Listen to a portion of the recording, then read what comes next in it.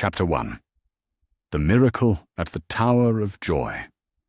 The red mountains of dawn shimmered like a furnace in the dying light, their ancient stones bearing witness to one final act of a rebellion that had already claimed a kingdom.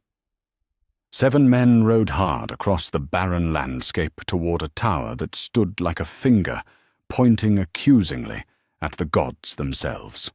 Lord Eddard Stark of Winterfell pulled his destrier to a halt, his grey eyes taking in the sight that would haunt him for the rest of his days. 3 white cloaks fluttering in the desert wind, 3 of the finest knights who had ever lived standing guard over secrets that could topple the very throne his best friend had bled to claim. Lord Stark. Sir Arthur Dayne's voice carried across the space between them, calm as winter morning, despite the sword at his hip that had drunk the blood of a dozen good men. The sword of the morning stood flanked by his brothers, Sir Oswell Whent, the bat of Harrenhal emblazoned across his surcoat, and Sir Gerald Hightower, the White Bull, whose presence here spoke of oaths that transcended even death. "We have been waiting for you." Ned dismounted slowly, his hand finding the familiar weight of ice at his back. Behind him, 6 of the finest men the North had ever produced did the same. Howland Reed, Martin Cassell, Theo Wool, Ethan Glover, Mark Risewell, and Willem Dustin. 7 against 3. In any other circumstance, those would have been favourable odds. But these were not any other circumstances, and these were not any other nights. "I came for my sister," Ned said, his voice carrying the weight of 1,000 sleepless nights. "Where is Lyanna?" Sir Arthur's hand drifted to Dawn's hilt, the pale steel seeming to drink in what remained of the dying sun. "She is in the tower. She is safe." The words hung between them like a sword about to fall. Safe, after a year of war, after the Battle of the Bells, after the Trident where Prince Rhaegar had fallen beneath Robert's warhammer, after the horror of King's Landing where children had been butchered in their beds. After all of that, his sister was merely safe. "The war is over," Ned said, each word measured and deliberate. "Aerys is dead. Rhaegar is dead. Why do you still stand here?" "We swore a vow," Sir Gerald replied, his aged voice carrying the wisdom and stubbornness of a man who had served 3 kings and outlived them all. The White Bull had earned his name through more than 4 decades of unwavering service, and even now, with the realm in ruins around him, his duty remained crystalline in its clarity. Howland Reed stepped forward, his slight frame dwarfed by the northern lords around him, but his voice steady as the ancient oaks of his swampy domain. "The prince is dead, Sir Gerald. Your vows died with him." Sir Oswell laughed, a sound like steel scraping stone. "Did they? We are the King's Guard, Lord Reed. We guard the King's bloodline, not merely the King himself."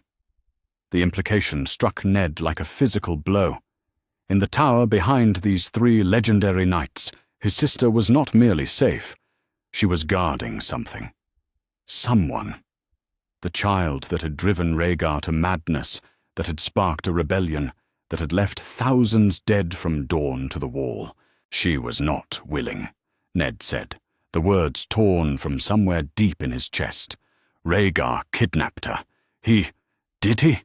Sir Arthur's question cut through the evening air like his legendary blade. Did he truly, Lord Stark? Or is that merely the song that war requires? The battle that followed was not a dance. It was a slaughter dressed in silk. Dawn moved like liquid moonlight in Arthur Dayne's hands, while Sir Gerald's ancient strength proved that decades of service had only sharpened his edge. Sir Oswell fought like a man possessed, his blade singing a funeral dirge for the dynasty he had sworn to protect. One by one, good men fell. Martin Castle, who had taught Ned to hold a sword, died with Sir Gerald's steel in his heart. Theowul, who knew every peak and valley of the northern mountains, fell to Sir Oswell's relentless assault. Mark Ryswell and Willem Dustin died within heartbeats of each other, their blood soaking into the red earth of dawn as if the very ground demanded payment for the secrets it held. In the end, only Ned and Howland Reed remained standing among the bodies of heroes. Sir Arthur Dane lay dying, dawn shattered beside him, while his sworn brothers had found the honor in death that had eluded them in the war's chaotic final months. The Tower of Joy had claimed 6 of the finest men who had ever served the North, leaving only echoes and the sound of a woman's cry from high above. But it was not a cry of death. It was the unmistakable wail of new life. Ned took the tower's steps 3 at a time, his heart hammering against his ribs like a bird desperate to escape its cage. Behind him, Howland Reed's lighter footsteps echoed in the ancient stone corridor that had witnessed the last act of the Targaryen dynasty. The sound that had drawn them upward came again, not Lyanna's voice, but something else. Something impossible. The chamber door stood slightly ajar, and through the gap, Ned could see his sister's profile illuminated by afternoon sunlight streaming through a narrow window.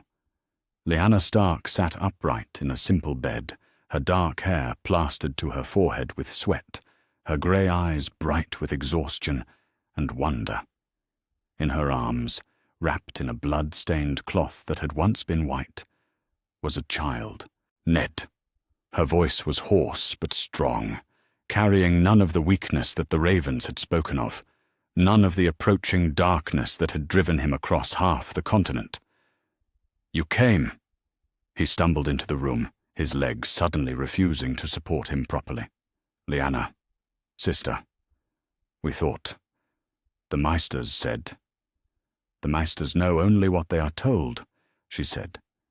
And there was something in her voice, a strength, a defiance, that he remembered from their childhood in Winterfell, when she would argue with their father about the unfairness of a world that would cage wolves in silken gowns. "I am not dying, brother. Not today." The child in her arms stirred, and Ned caught a glimpse of dark hair, of tiny fists that seemed to reach for something beyond the confines of the tower room. His nephew, Rhaegar's son, the child whose very existence could tear the 7 kingdoms apart all over again. "His name is Aegon," Lyanna said softly, her voice carrying a weight of revelation that made the very air seem thick. "But that is not the name he will carry in the world you have made, is it, brother?" Ned sank to his knees beside the bed, his entire world restructuring itself around this single moment. "Lyanna, what are you saying?" "I am saying that I loved him." The words came out like steel drawn from a sheath, sharp and gleaming and potentially deadly. "I am saying that we were wed before the heart tree of High Heart, with Howland as witness and the old gods as our congregation. I am saying that this child is not the bastard born of rape and war that your friend Robert believes him to be." The implications crashed over Ned like a killing wave. If what Lyanna claimed was true, if she and Rhaegar had been lawfully married, then the child in her arms was not merely legitimate. He was the rightful heir to the Iron Throne, the true king of the 7 kingdoms, the prince that was promised to a dynasty that Robert Baratheon's warhammer had supposedly ended forever. "Robert will kill him," Ned whispered, the terrible truth of it settling in his bones like winter cold. "If he learns the truth, he will kill you both."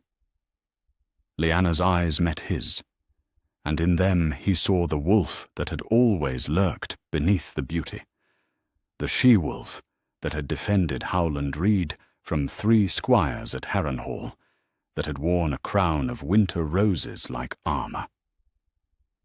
"Then we must ensure he never learns the truth, mustn't we, brother?"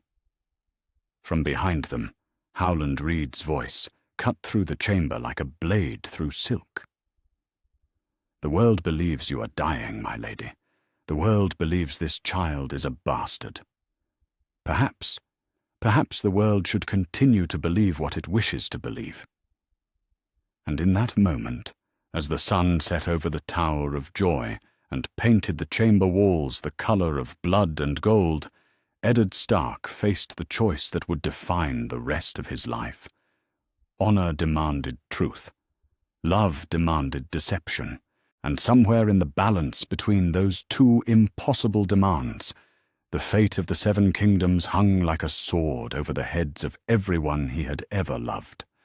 Outside, the wind howled through the red mountains of dawn, carrying with it the scent of change, of secrets that could topple kingdoms, and of a miracle that would have to be buried deeper than the crypts of Winterfell if any of them were to survive what was coming. The child, Aegon, Jon, prince, bastard, stirred in his mother's arms and opened eyes the colour of storm clouds, as if he already understood that his very existence would reshape the world in ways that no one in that tower room could possibly imagine. Chapter 2. The Return to Winterfell. The journey north from the Tower of Joy stretched across 3 moons, each mile carrying them further from the sun-baked stones of dawn and deeper into the familiar grey embrace of the north. They travelled as small folk, a lord returning from war with his bastard son and the child's common-born mother. It was a deception that sat like poison in Ned Stark's throat.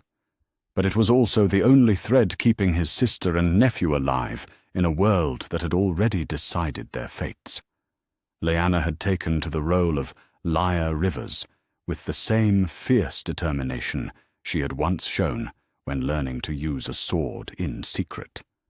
Her dark hair, once worn in the elaborate braids befitting the daughter of a great house, now hung loose and simple around her shoulders.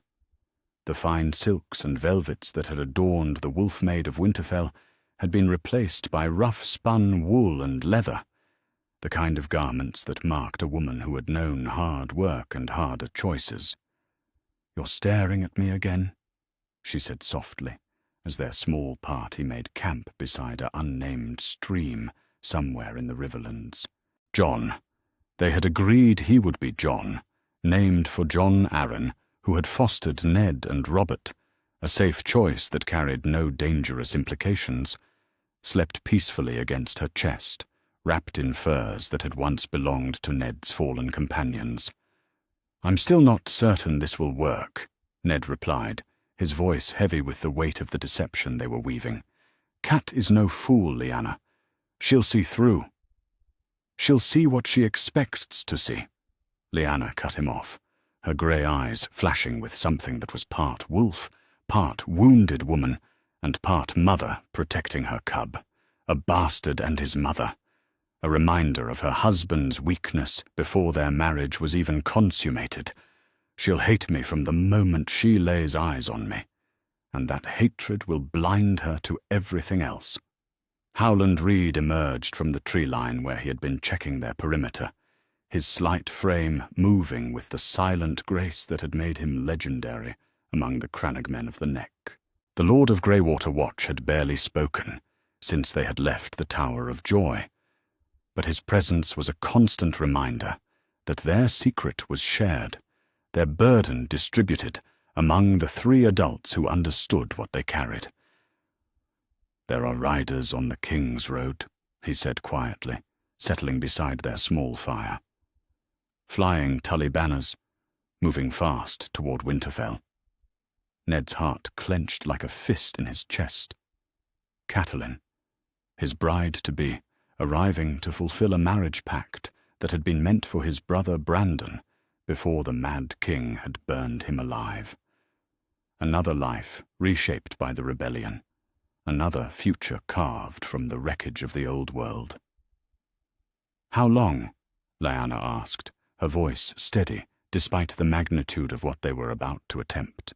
2 days, perhaps 3, if they stop to rest the horses properly," Howland replied.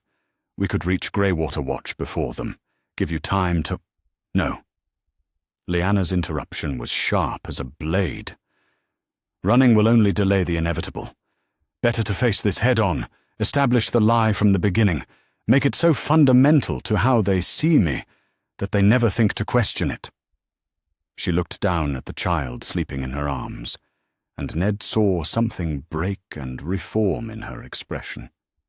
He's going to grow up thinking I'm some tavern wench who warmed his father's bed. He'll never know that his mother wore a crown of winter roses, that she was beloved by the small folk, that she could ride better than most knights and shoot a bow with the best of them. He'll never know any of that. He'll be alive, Ned said, the words feeling inadequate even as he spoke them. And someday, when it's safe, when will it be safe? Lyanna's question hung between them like a sword waiting to fall. When Robert drinks himself to death? When the realm forgets that Targaryens ever existed? When dragons stop being born from the eggs of kings? The questions had no answers, and they all knew it. Safety was a luxury they could not afford to contemplate, not when the alternative was the extinction of everything they held dear. They reached Winterfell as the first snows of winter began to dust the ancient stones of the castle walls. Home. The word tasted bitter in Ned's mouth as he rode through the gates he had dreamed of during the long months of war, because the man who had left this place no longer existed. In his place was someone harder, someone capable of living with the weight of secrets that could topple kingdoms. The great hall buzzed with activity as news of Lord Stark's return spread through the castle like wildfire. Maester Luwin emerged from his tower, his chain of office catching the light from the torches that lined the walls. Old Nan appeared from wherever she had been keeping herself during the war, her ancient face creased with relief at seeing the young lord she had helped raise returned safely to his seat.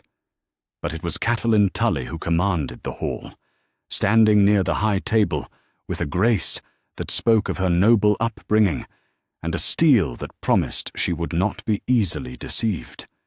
She was beautiful in the way that Southron ladies often were, red hair like autumn leaves, blue eyes like still water, skin that had never known the harsh bite of northern winters.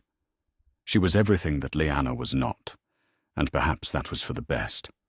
"My lord husband," Catelyn said, her voice carrying the formal courtesy that marked a marriage built on duty rather than desire. Her eyes took in Ned's appearance, the road dust, the weariness, the sword at his hip that had tasted blood in service to her family's cause, and found it acceptable. "My lady wife," Ned replied, the word strange on his tongue. They had been wed by proxy while he fought Robert's war, their marriage consummated through messengers and witnessed by septons who had never seen the bride and groom in the same room. Another casualty of the rebellion, another piece of the old world reshaped by violence and necessity. Catelyn's gaze moved past Ned to the woman standing slightly behind him, holding a bundle that could only be an infant. Lyanna kept her eyes downcast, playing the role of a common woman who knew her place in the presence of her betters. The performance was flawless, but Ned could see the tension in her shoulders, the way her hands tightened protectively around Jon. "And who is this?" The question was delivered with the cutting precision of a blade finding the gap in armor. Catelyn Tully had grown up in the political snake pit of Riverrun. She could smell deception from 100 yards away. "Lyra Rivers," Lyanna said, her voice carrying just the right mix of deference and defiance. "The child is Jon, your husband's son." The words fell into the great hall like stones into still water, sending ripples through the assembled household. Ned felt every eye in the room turn to him, felt the weight of their judgment and their understanding. A bastard. The great Lord Eddard Stark, paragon of honor, had fathered a bastard during his time in the south. Catelyn's face went through a series of emotions. Surprise, hurt, anger, and finally a cold acceptance that was somehow worse than any outburst might have been. "I see. And you brought them here." "The boy is my blood," Ned said, the words feeling like lead in his mouth. "He belongs in Winterfell." "Does he?"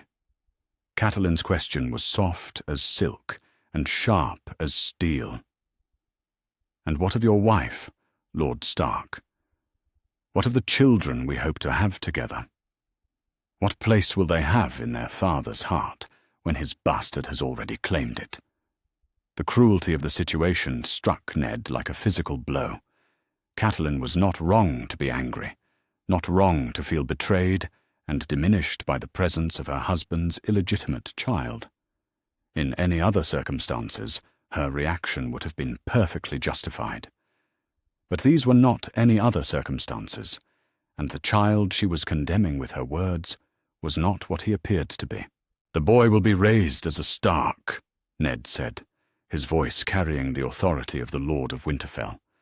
"He is my blood, and he will be treated as such." "And his mother?" The question hung in the air like smoke from a funeral pyre. Lyanna stepped forward slightly, her chin raised in a gesture that Ned recognized from their childhood. "I ask for nothing, my lady.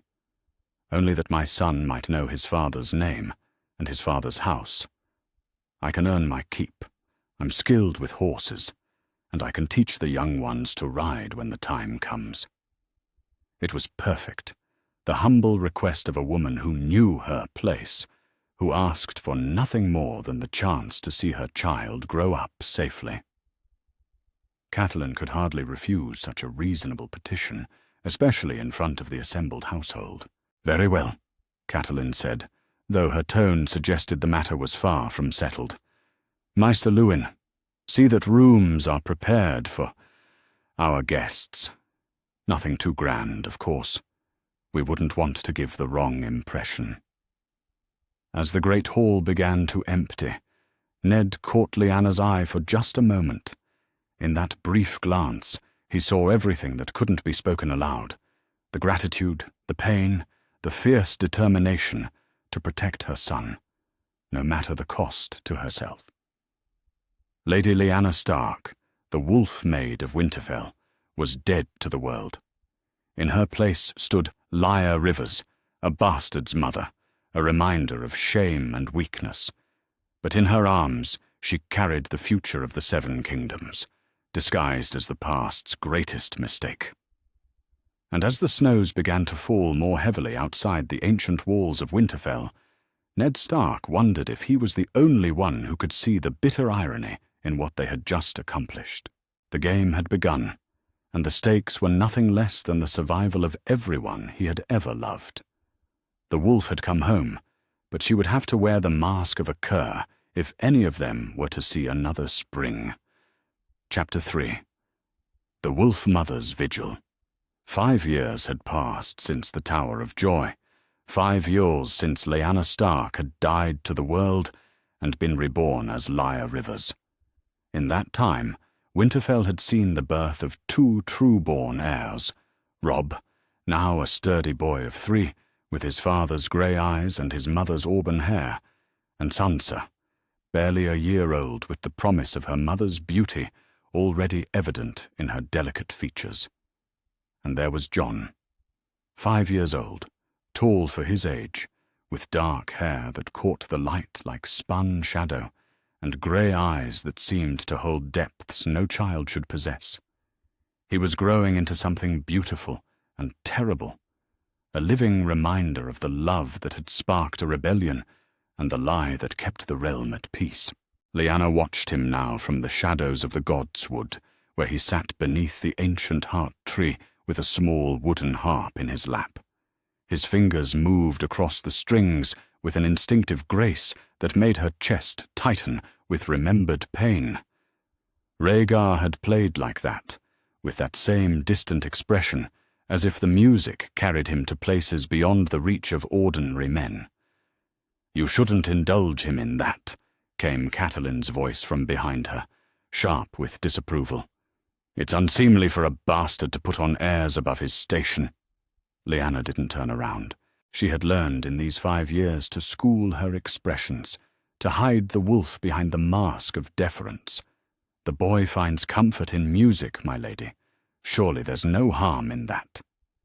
There's harm in everything when it comes to bastards, Catelyn replied, moving to stand beside her. They must learn their place early, or they begin to think they deserve more than they're given.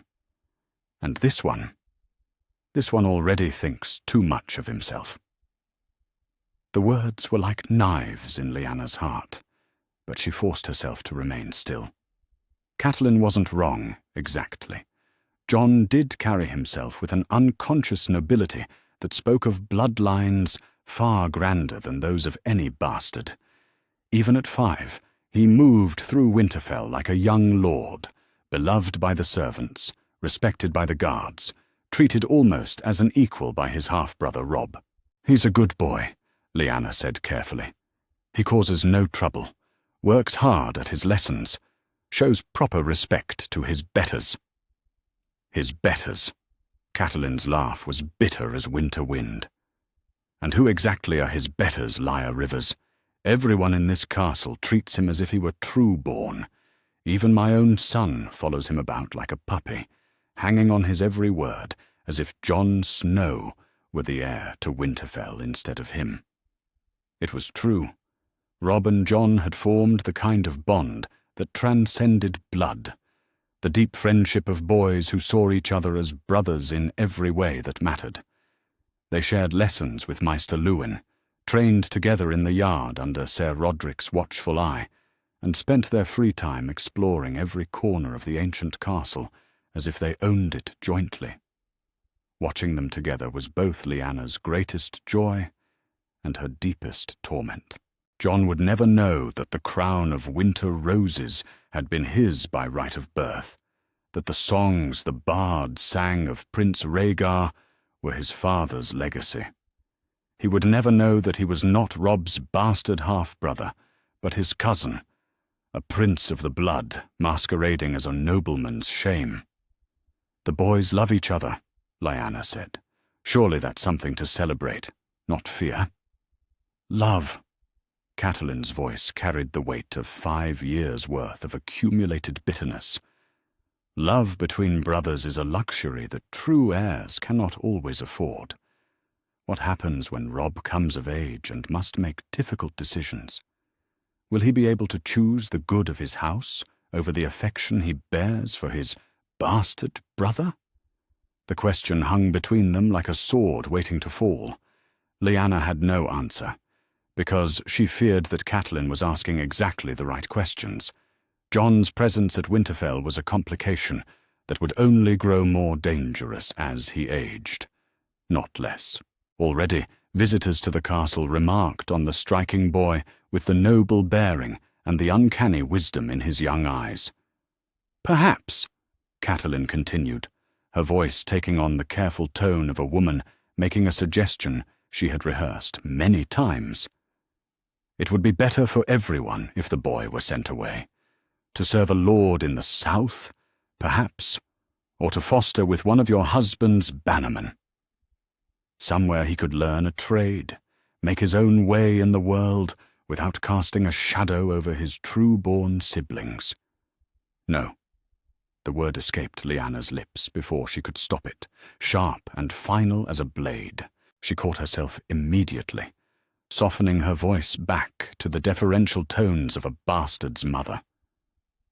That is, he's still so young, my lady, and Lord Stark has said that Jon should be raised here as part of the family. Catelyn's blue eyes studied Lyanna with the careful attention of a woman who had spent 5 years trying to solve a puzzle that refused to yield its secrets. You're very devoted to him, more than most mothers are to their bastards. The observation was dangerous, probing at the edges of the deception they had all worked so hard to maintain. Lyanna forced herself to shrug, as if the comment was of no particular importance. He's my son. What mother wouldn't be devoted to her child? Indeed? Catelyn's tone suggested she was not entirely satisfied with the answer. Still, it's curious. You speak like a woman of education, carry yourself like nobility despite your station, and that boy of yours, he has the bearing of a prince, not a bastard. Before Lyanna could respond, the sound of horses in the courtyard drew their attention. A party of riders was approaching the gates, their banners snapping in the cold wind. Royal banners, the crowned stag of House Baratheon, black on gold, accompanied by a smaller party of guards wearing the colours of various southern houses. "Robert," Catelyn breathed, and Lyanna felt her blood turn to ice in her veins. King Robert Baratheon had come to Winterfell. Lyanna's first instinct was to run, to gather Jon and flee into the Wolfswood where they could hide until the danger passed. But running would only invite questions, and questions would lead to investigations that could unravel everything they had built. "We should go inside," she said, keeping her voice level despite the panic clawing at her throat. "Prepare for the king's arrival." As they made their way back toward the castle, Lyanna caught sight of Jon running across the courtyard with Robb close behind, both boys laughing as they raced toward the approaching riders. Her son, her beautiful, impossible son, was about to come face to face with the man who would kill him without hesitation if he knew the truth. The next few hours were a blur of preparation and ceremony, the great hall filled with northern lords who had come to pay their respects to their king, while servants scurried to prepare chambers and meals worthy of a royal visit. Lyanna kept to the shadows, playing her role as a servant, invisible and unremarkable. But Robert's eyes found her anyway. It happened during the great feast, when the wine had flowed freely, and the king's voice boomed across the hall as he regaled the assembled company with stories of his victories. Lyanna was serving ale to one of the northern lords when she felt the weight of his gaze upon her. "You there?" Robert called out, his voice carrying the authority of a man who had grown accustomed to being obeyed without question. "Come here." Lyanna's heart hammered against her ribs as she made her way to the high table, keeping her eyes downcast and her movements carefully submissive. After 5 years of playing the part of a bastard's mother, she could disappear into the role completely when necessary. "Look at me," Robert commanded, and she had no choice but to raise her eyes to meet his. The king studied her face with the intensity of a man trying to recall a half-remembered dream. He was heavier than he had been during the rebellion, his once powerful frame softened by years of wine and ease, but his blue eyes still held the sharp intelligence that had won him a crown. "There's something familiar about you," he said slowly. "Have we met before?" "No, Your Grace," Lyanna replied, her voice steady, despite the terror coursing through her veins. "I'm just a servant here. Lyre Rivers. I doubt our paths would have crossed." Robert continued to stare at her, and for a moment she was certain he would see through the deception, would recognize the girl who had once worn a crown of winter roses and captured the heart of a prince. But then Ned spoke from beside him, drawing the king's attention away. "Lyra tends to the horses, Robert. She has a way with them. Perhaps you remember her from the stables." It was a lifeline, expertly thrown. Robert's face cleared as he accepted the explanation, turning back to his wine and his stories. But as Lyanna retreated to the safety of the shadows, she caught the look in Ned's eyes, a mixture of relief and warning that told her just how close they had come to disaster. Later that night, after the feast had ended and the castle had settled into sleep, Lyanna found herself in Jon's chamber, watching him sleep. He looked so peaceful, so innocent, completely unaware of the dangers that surrounded him simply by virtue of existing. "Mother." His voice was soft, barely more than a whisper in the darkness. Why do people look at me strangely sometimes? The question pierced her heart like a blade. Even at 5 years old, John was beginning to understand that there was something different about his place in the world, something that set him apart from other children. What do you mean, sweet boy? The king looked at you tonight like he was trying to remember something, and sometimes the visiting lords watch me when they think I'm not looking, like they're trying to solve a puzzle. Lyanna smoothed his dark hair away from his forehead, her fingers trembling slightly. People see what they want to see, John, and sometimes they see ghosts where there are only shadows. Am I a shadow, Mother? The innocence in the question nearly broke her. No, my love, you're the brightest star in my sky. Never forget that. John smiled and closed his eyes, drifting back toward sleep with the easy peace of childhood. But Lyanna remained awake, long into the night, watching over him like a she-wolf guarding her cub, knowing that each passing day brought new dangers, and that the game they were playing grew more perilous with every dawn. Outside, the wind howled through the stones of Winterfell, carrying with it the scent of snow and the promise of winter's approach. And in the darkness, a bastard's mother kept vigil over a sleeping prince, wondering how much longer their carefully constructed world could survive the weight of the truth it was built to hide. Chapter 4. Secrets and Shadows. 14 years had carved their mark upon Jon Snow, like chisel strokes upon marble, each passing season revealing more of what lay beneath the surface. No longer the sweet child who had played with wooden harps in the Godswood, he had grown into something that made visitors to Winterfell pause and stare, tall and lean, with the kind of unconscious grace that spoke of noble blood. He moved through the ancient castle like a prince masquerading as a bastard rather than the reverse. Lyanna watched him now from the shadows of the armory, where he sparred with Theon Greyjoy under Sir Roderick's watchful eye. The Iron Islander was 3 years Jon's senior, and had been training with sword and shield since childhood, yet he struggled to match the bastard's natural skill. Jon's blade work was like poetry written in steel, fluid, precise, and devastatingly effective. "He fights like a Targaryen prince," came a voice beside her, and Lyanna nearly jumped from her skin.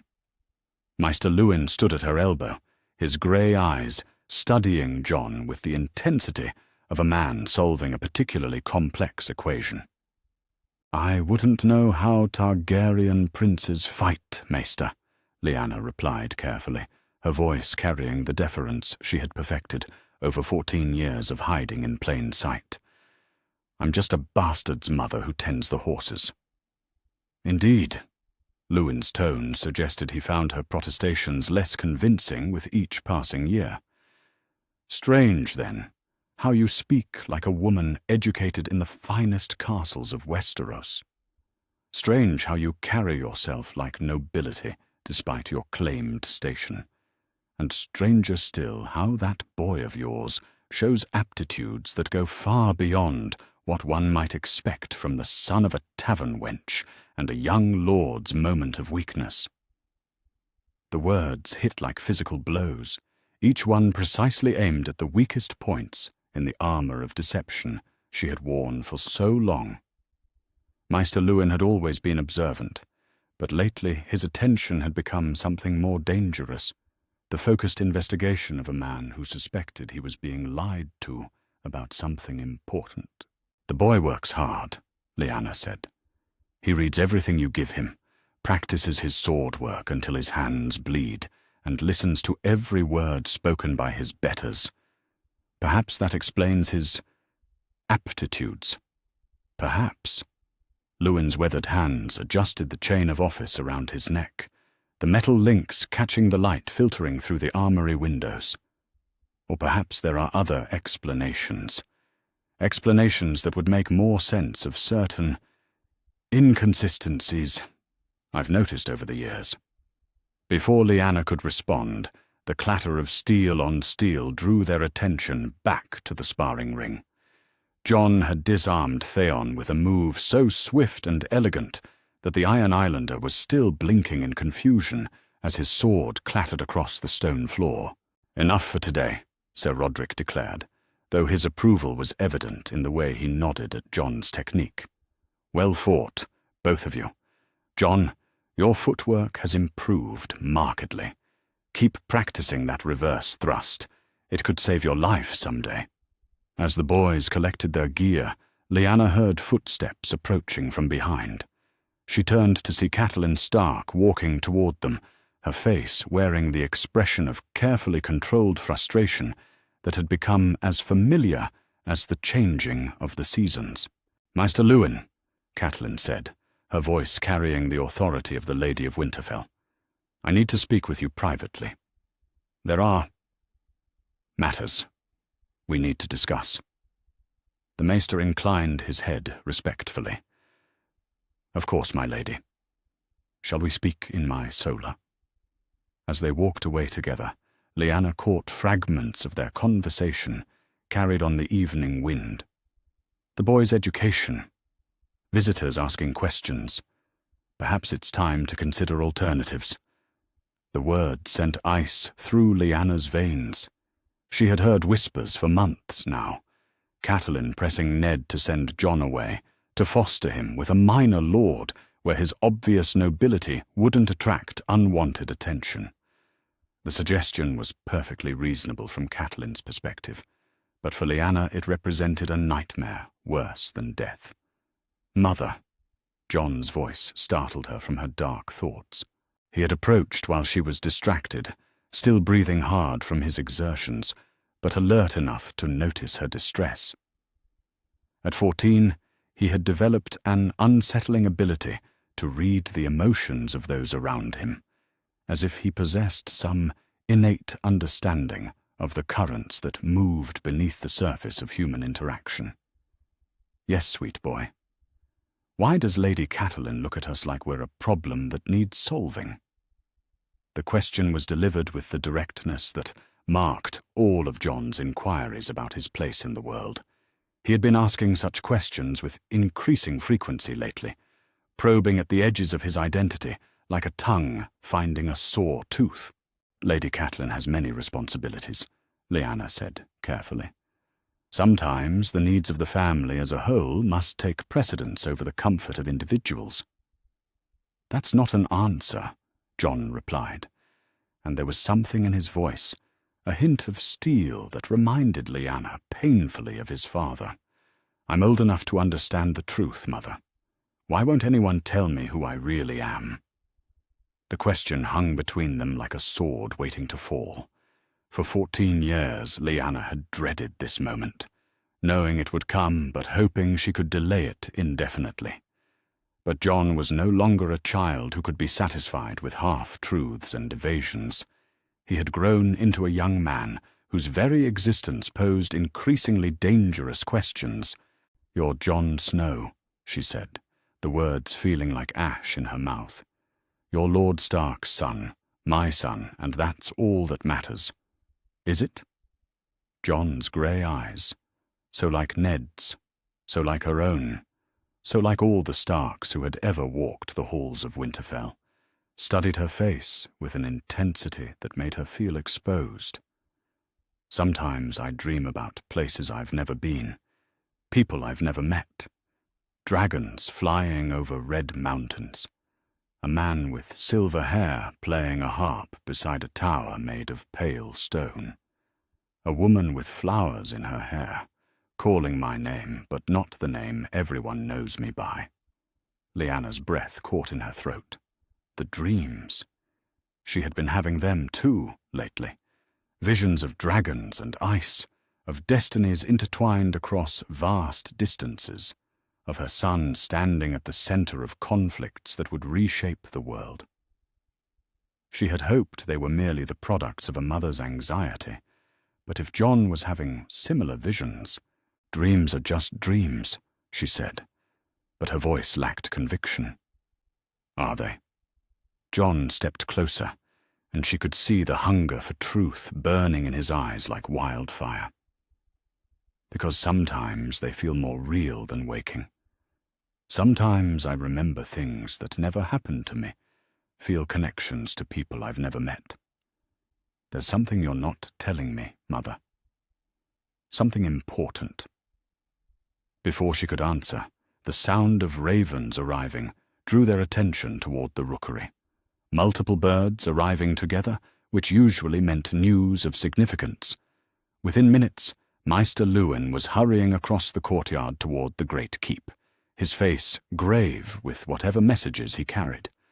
"Come," Lyanna said, grateful for the interruption. "We should return to our duties." But as they walked back toward the stables, she could feel Jon's questions following her like shadows. The boy, no, the young man, was running out of patience with evasions and half-truths.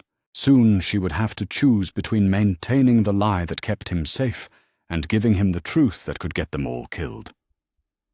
Later that evening, as she prepared feed for the horses in the quiet of the stables, Lyanna overheard a conversation that made her blood run cold. Catelyn and Ned stood in the courtyard just outside, their voices low, but carrying clearly in the still air. "The ravens brought disturbing news," Catelyn was saying. "There are reports from across the narrow sea. The last Targaryen girl has married a Dothraki Khal. Viserys still lives, still claims his family's throne." "Robert's spies have been watching them for years," Ned replied, but Lyanna could hear the tension in her brother's voice. "They're exiles, Catelyn. They have no ships, no armies, no way to threaten the realm." "Don't they?" Catelyn's question was sharp as a blade. "A Targaryen with a horde of Dothraki screamers at her back? And what happens if word spreads that there might be other Targaryen claimants, other children who survived Robert's purge?" The implication hit Lyanna like a physical blow. If Daenerys Targaryen was gathering power in Essos, if she posed a genuine threat to Robert's reign, then any other potential Targaryen claimants would be viewed with lethal suspicion. Jon's very existence would become not just dangerous, but actively treasonous. "There are no other claimants," Ned said, but his voice carried the weight of a man telling a lie that had grown too heavy to bear. "The Targaryen line ends with Daenerys and Viserys." "Does it?" Catelyn's question hung in the air like smoke from a funeral pyre. "Because sometimes I look at that bastard of yours, Ned, and I see things that don't make sense. The way he carries himself, the way he thinks, the way he draws people to him despite his station. Sometimes I wonder if there are secrets in this house that even I don't know." Lyanna pressed herself against the stable wall, her heart hammering against her ribs like a caged bird desperate to escape. Catelyn suspected. After 14 years of careful deception, the Lady of Winterfell was beginning to see through the lies that had protected them all. "You're imagining things," Ned said. But even from her hiding place, Lyanna could hear the strain in his voice. "Jon is my son. Nothing more, nothing less." "Then perhaps it's time to treat him as such," Catelyn replied. "Send him away, Ned. Foster him with one of your bannermen, or find him a place in service to a southern lord. But get him away from Winterfell before his presence here attracts the wrong kind of attention." As their footsteps faded into the distance, Lyanna remained frozen against the stable wall, her mind racing through possibilities and consequences. The net was closing around them, tightening with each passing day. Soon, they would have to choose between maintaining their carefully constructed lie and watching it crumble beneath the weight of mounting suspicion. In the distance, she could hear Jon's voice as he spoke with Robb about the evening's lessons, the two young men discussing sword techniques and strategies with the easy camaraderie of brothers who had never known a world where they weren't equals. But that world was ending, whether they knew it or not. The game of shadows they had played for 14 years was entering its final phase, and Lyanna could only pray that when the truth finally emerged from the darkness where it had been hidden for so long, there would still be something left of her family to save. Above them all, the stars wheeled in their ancient patterns, indifferent to the human dramas playing out beneath their cold light. But in the dreams that would come to her that night, Lyanna would see dragons flying beneath those same stars, and ice advancing from the north like a tide of death, and her son standing at the center of it all, with a burning sword in his hand and the weight of the world upon his shoulders. The boy who had been hidden in plain sight for 14 years was about to discover that some destinies could not be denied forever, no matter how carefully they were concealed. Chapter 5. The Hand's Gambit. The king came to Winterfell like a storm breaking over the ancient stones, his procession stretching across the horizon like a golden serpent adorned with the crowned stag of House Baratheon. Robert Baratheon, first of his name, had grown massive in the 17 years since his rebellion, his once powerful frame swollen with wine and ease, but his presence still commanded attention like a force of nature barely contained within mortal flesh. Lyanna watched from the shadows of the stable as the royal party thundered through the gates of Winterfell, their banners snapping in the autumn wind. Beside Robert rode Queen Cersei, beautiful and cold as winter morning, her golden hair catching the light like spun metal. Behind them came a procession that spoke of the wealth and power that flowed through the southern kingdoms, knights in gleaming armor, ladies in silk and velvet, servants bearing the weight of royal luxury. "Magnificent, isn't it?" came Arya's voice from beside her, the 9-year-old girl's eyes bright with excitement as she watched the spectacle unfold. "Father says the king has come to offer him a great honor." Lyanna's heart clenched like a fist in her chest. She knew what honor Robert had come to bestow, what burden he would place upon Ned's shoulders. Jon Arryn was dead, the hand of the king fallen to a fever that had taken him with suspicious swiftness, and Robert needed someone he could trust to help him govern a realm that grew more fractious with each passing year.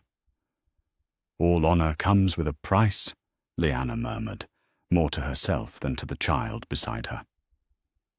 "What kind of price?" Arya asked, her curiosity as sharp as the needle she carried at her side.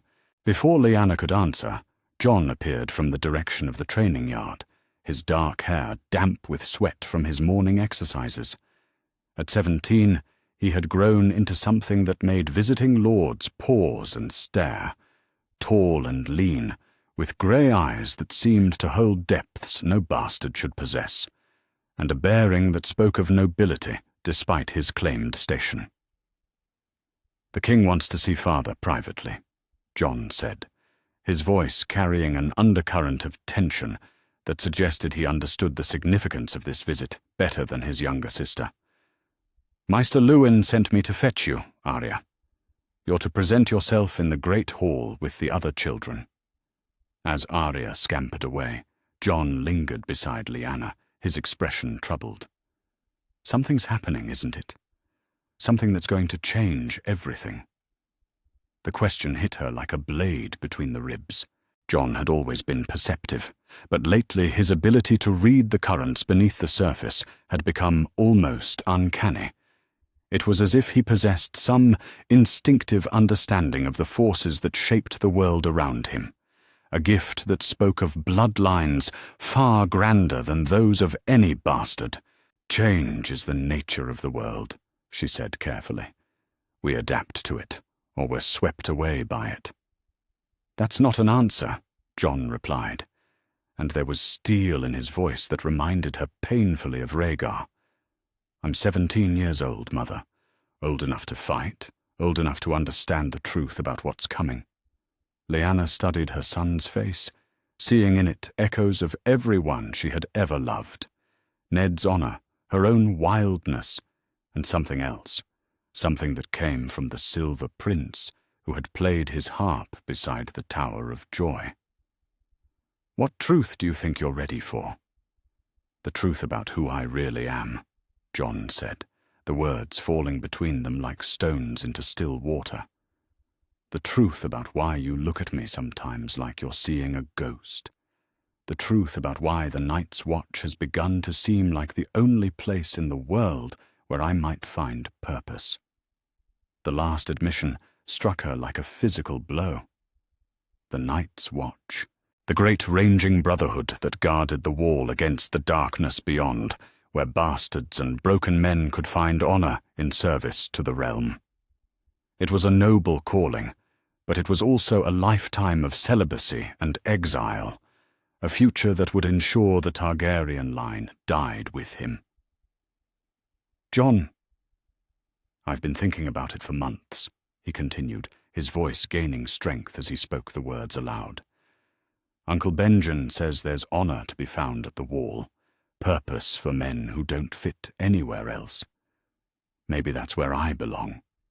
Maybe that's the answer to all these questions that no one seems willing to answer." Before she could respond, the sound of approaching footsteps drew their attention. Ned emerged from the direction of the great keep, his face wearing the expression of a man who had just received news that would reshape his world. Behind him walked Robert, the king's massive frame moving with surprising grace despite the years of excess. "Ned, my old friend," Robert was saying, his voice carrying the booming authority that had won him a crown. "Think on what I've offered. The realm needs men of honor, now more than ever. Jon Orrin served faithfully for 17 years, but he's gone now, and I need someone I can trust, absolutely." "It's a great honor, Your Grace," Ned replied, but Lyanna could hear the reluctance in her brother's voice. "But my place is here, in the north, with my family." "Your place is where your king needs you," Robert said, though his tone remained friendly. "Besides, think of what this could mean for your children. Sansa could be raised at court, learn the ways of southern ladies. She could make a brilliant match, perhaps even to my son Joffrey, when they're both of age." The words sent ice through Lyanna's veins. Joffrey. She had heard whispers about the Crown Prince, rumors that painted him as cruel and capricious, a boy who delighted in causing pain to those weaker than himself. The thought of sweet Sansa being bound to such a monster was almost unbearable. As the two men continued their conversation, moving toward the crypts where Robert always went to pay his respects to the woman he believed he had lost, Lyanna found herself faced with a choice that would determine the fate of everyone she loved. She could stay in Winterfell, continue the deception that had protected them for 17 years, and watch her brother ride south into dangers he couldn't even imagine. Or she could follow him into the lion's den of King's Landing, where a single slip could mean death for herself and her son, but where she might be able to protect her family from the shadows. The crypts called to her like a siren song. She knew Robert would be there soon, standing before the empty tomb of Lyanna Stark, pouring his heart out to cold stone while the woman he mourned stood mere yards away, alive and listening to every word. She found him there an hour later, alone in the darkness beneath Winterfell, holding a handful of blue winter roses that he must have brought from the south. His massive frame was bent with grief that 17 years had done nothing to diminish, his face wet with tears he would never shed in the light of day. "I failed you, Lyanna," he whispered to the stone effigy that bore only the vaguest resemblance to the woman she had been. "I couldn't save you from him, couldn't protect you from what he did. Every day for 17 years, I've wondered what would have happened if I'd been faster, if I'd reached that tower in time." Lyanna pressed herself against the shadows, her heart breaking for the man who had loved her with such desperate intensity, who had torn the realm apart, trying to save her from a fate she had chosen willingly. If she stepped forward now, if she revealed herself, she could end his pain with a word, but she could also destroy everything she had built, everything she had sacrificed to protect. "I'm going to take Ned south with me," Robert continued, his voice growing stronger as he spoke his plans aloud. "The realm needs his honor, his strength, and maybe if I can keep him close, I can protect his family the way I failed to protect you." The irony was devastating. Robert wanted to protect Ned's family, but in doing so, he would expose them to dangers that could destroy them all. In King's Landing, surrounded by lions and roses and vipers, the truth about Jon would be impossible to hide forever. That night, as Winterfell prepared for the great feast that would celebrate the king's visit, Lyanna made her choice. She found Jon in the Godswood, sitting beneath the ancient heart tree with his bastard sword across his knees, lost in thoughts that seemed too heavy for someone so young. "You're leaving, aren't you?" he said, without looking up, his voice carrying the resigned understanding of someone who had learned to expect disappointment. "Father's going south to serve as hand, and you're going with them." "How did you—" "I can see it in the way you look at everyone tonight," Jon replied, finally raising his eyes to meet hers. "Like you're trying to memorize their faces. Like you're saying goodbye." Lyanna sank down beside him, on the soft earth beneath the tree, feeling the weight of 17 years of deception pressing down upon her shoulders like a physical burden. "There are things you don't understand, Jon, dangers that you can't see." "Then tell me," he said, turning toward her with an intensity that took her breath away. "Tell me who I really am, who you really are, what we're really running from." "I'm not a child anymore, Mother. I deserve to know the truth." For a moment, she almost did it. The words hovered on her lips, like birds ready to take flight. The truth about his father, his heritage, the throne that was his by right of birth. But then she remembered Robert's tears in the crypts, remembered the way the king's face had twisted with hatred whenever Targaryens were mentioned, and the words died unspoken. "You're my son," she said instead, the lie feeling like poison in her mouth. "That's all that matters. That's all you need to know." Jon's face fell, hope dying in his eyes like a flame, guttering out in the wind. "Then I'm going to the wall. Uncle Benjen is returning with the king's party as far as the crossroads. I'll go with them, take the black, find purpose in service to the realm." "Jon, no." "It's decided, Mother." His voice carried a finality that reminded her of Ned at his most stubborn. "If there are no answers for me here, I'll find them somewhere else. The Night's Watch has a place for bastards with questions that can't be answered." As they sat together in the darkness beneath the ancient tree, Lyanna felt the weight of the choice she was about to make, settling around her like a shroud. Tomorrow, she would become one of Arya's servants, a common woman, traveling south with the Stark household. She would walk into the greatest danger of her life, armed with nothing but 17 years of deception and a mother's desperate love. But at least she would be there to protect her family when the storm finally broke. At least she would be close enough to shield them from the lightning when it fell.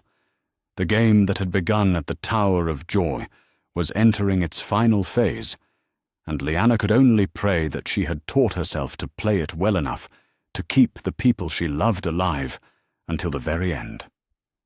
Above them, the ancient gods watched in silence, their faces carved into the pale wood of the heart tree, witnesses to secrets that could topple kingdoms and truths that could reshape the world. And in the darkness beneath their watchful eyes, a bastard's mother and the hidden prince of the realm prepared to walk into the fire together, not knowing that they carried with them the keys to salvation and damnation in equal measure. Chapter 6. A Game of Faces. King's Landing rose from the shores of Blackwater Bay, like a fever dream made manifest in stone and steel, its red walls gleaming in the morning sun like dried blood. The stench hit them first, sewage and smoke, rotting fish and human misery, the accumulated odors of 500,000 souls crammed together in a space meant for far fewer. But beneath it all, Lyanna could smell something else. Fear and ambition, the twin perfumes of a royal court where one wrong word could mean the difference between elevation and execution. She rode in the servants' wagon with the other common-born women who served the Stark household, her dark hair hidden beneath a rough wool hood, her eyes downcast in the manner of someone who knew her place. 3 weeks on the road had transformed her from the mysterious Lyre rivers of Winterfell into just another faceless servant, invisible to the lords and ladies who surrounded them. It was a disguise more complete than any mask, but also more dangerous, for in King's Landing even servants could be spies, and even spies could be discovered.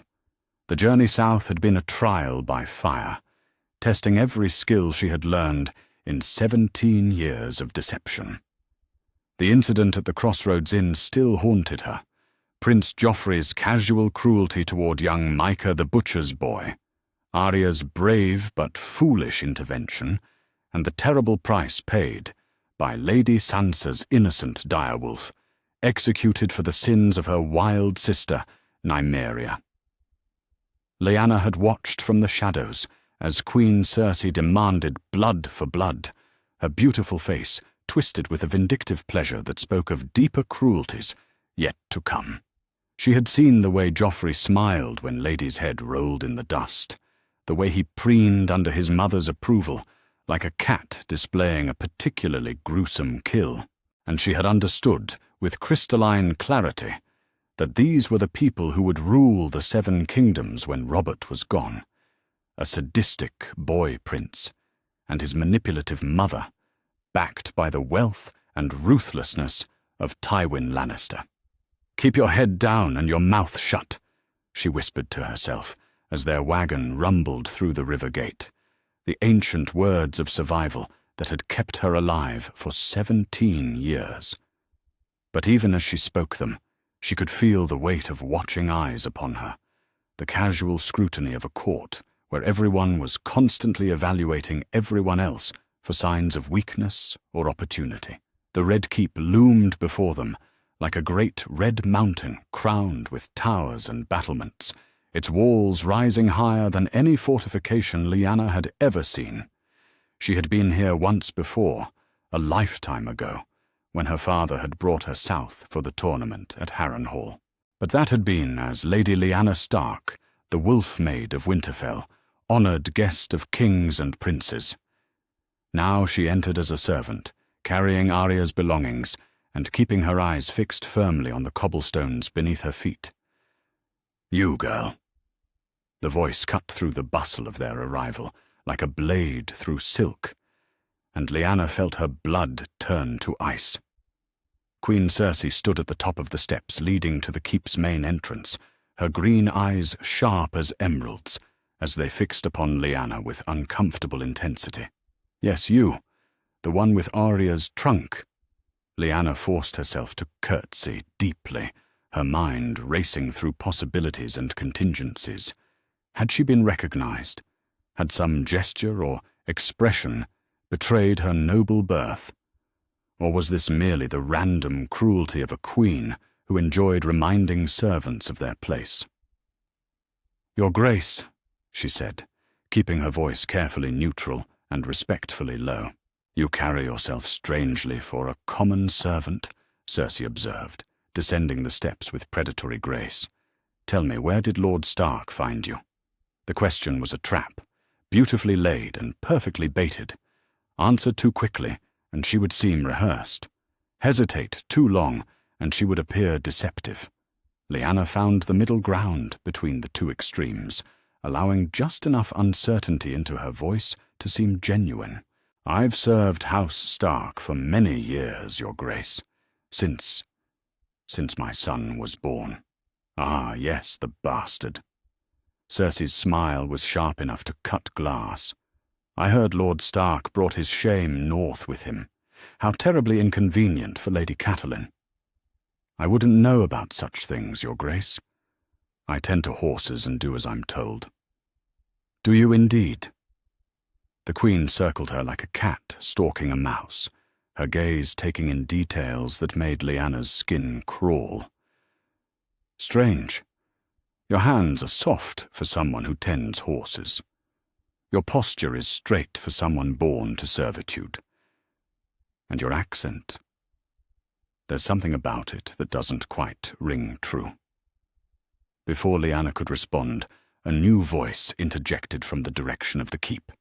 "Your Grace, surely you have more pressing matters to attend to than the interrogation of serving girls." Lord Peter Baelish emerged from the shadows of the doorway, like a spider venturing from its web, his thin lips curved in a smile that never quite reached his eyes. Littlefinger, they called him, the master of coin whose influence far exceeded his humble origins. Lyanna had heard the stories, how he had loved Catelyn Stark in their youth, how that love had curdled into something darker and more dangerous. "Lord Baelish," Cersei acknowledged with obvious irritation at the interruption. "I was merely welcoming our northern guests to the capital." "How thoughtful of you, Your Grace." Baelish's grey-green eyes flicked toward Lyanna with an interest that made her want to flee immediately. "Though I suspect this particular servant would be more comfortable seeing to her duties than standing here in the heat discussing her background." It was a dismissal expertly delivered, and Cersei had no choice but to accept it gracefully. But as Lyanna hurried away with Arya's belongings, she could feel both sets of eyes upon her back, cataloguing details for future reference. She had been in King's Landing for less than an hour, and already two of the most dangerous people in the realm had taken notice of her existence. The servants' quarters beneath the Tower of the Hand were cramped and poorly lit, a maze of narrow corridors and shared chambers that housed the small army of people required to maintain a great lord's household. Lyanna found herself assigned to a tiny room with two other women, a scullery maid from the Riverlands and a seamstress whose loyalty to House Stark went back 3 generations. "You want to be careful around here," the seamstress, old Nan's cousin Martha, whispered as they prepared for sleep their first night in the capital. "The walls have ears, they say, and Lord Varys has little birds everywhere. Nothing stays secret long in the Red Keep." "What kind of secrets?" Lyanna asked, though she suspected she already knew the answer. "All kinds," Martha replied, her voice dropping to barely above a breath. "Who's sleeping with whom? Who's plotting against whom? Who's got debts they can't pay? And who's got gold they shouldn't have? This place eats people alive, especially northerners who don't understand the games they play here." Over the following days, Lyanna began to understand what Martha meant. The Red Keep was a labyrinth of competing interests and hidden agendas, where every conversation carried multiple meanings, and every gesture was weighted with political significance. As Arya's personal servant, she had access to areas of the castle that ordinary staff could never enter, and she used that access to learn everything she could about the people who would shape her family's fate. She watched Cersei hold court with her ladies, dispensing wisdom and gossip in equal measure, while her eyes constantly calculated advantage and disadvantage. She observed Joffrey's casual cruelties toward servants and animals, seeing in them the seeds of the monster he would become. She noted the way Littlefinger seemed to materialize wherever important conversations were taking place, always listening, always filing away information for future use. But it was Lord Varys who truly terrified her.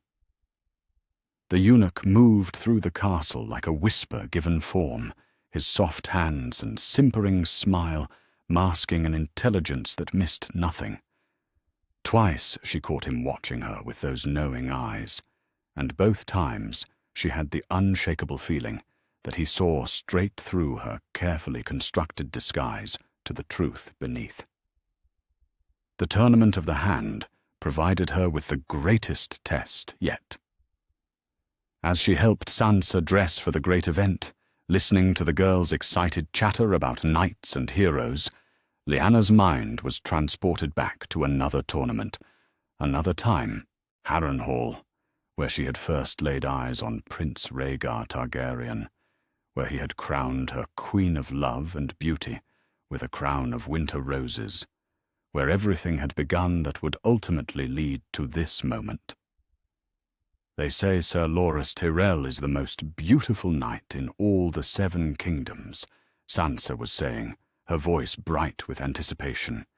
And the Hound, though he's terrifying to look at, is supposed to be the strongest. Do you think Father will compete? Lord Stark has other concerns, Lyanna replied carefully, thinking of the investigation her brother was conducting into the death of Jon Arryn. Ned was asking dangerous questions about dangerous people, and with each passing day, the answers were leading him closer to truths that could get them all killed. The tournament itself was a magnificent spectacle, all gleaming armor and snapping banners and the thunder of hooves on sand.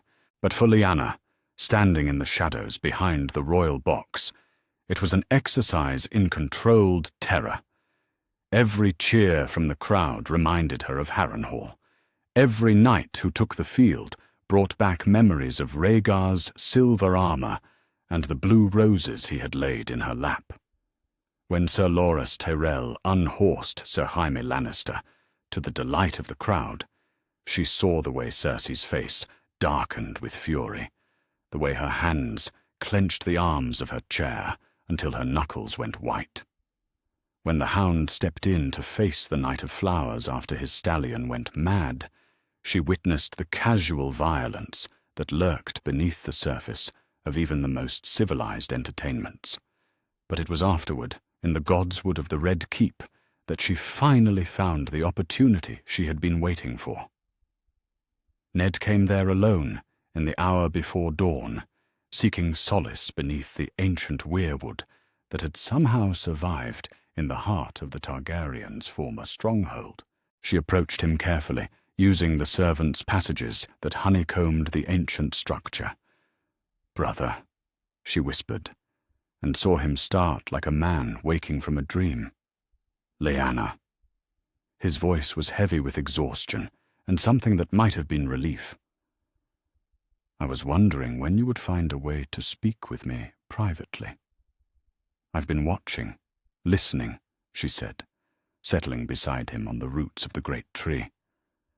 "The Queen is not what she seems, Ned. Her children are bastards born of incest," he finished, his voice flat with disgust. "I know.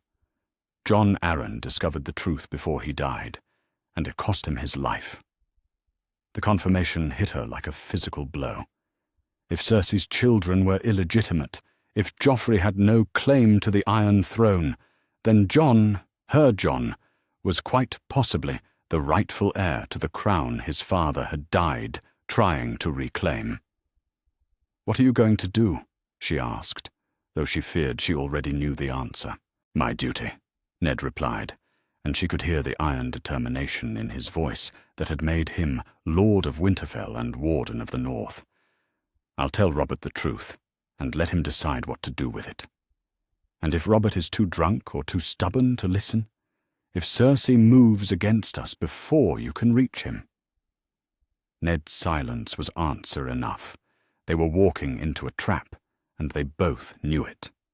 But honor demanded that they spring it anyway, because that was what Starks did.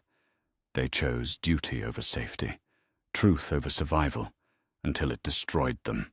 "There's something else," Lyanna said, her voice barely audible even in the pre-dawn stillness. "Varys knows something. I can see it in the way he looks at me. And Littlefinger is asking questions about my background, trying to trace connections that could lead back to the truth about Jon. "Then we're running out of time," Ned said, and for a moment he looked every one of his years, worn down by the weight of secrets and the burden of choices that had no good outcomes. "The game is moving faster than I anticipated, and I'm afraid we're already too far behind to catch up." As the first rays of sunlight began to filter through the leaves of the weirwood, Lyanna felt the weight of prophecy settling around her shoulders like a cloak woven from shadow and starlight.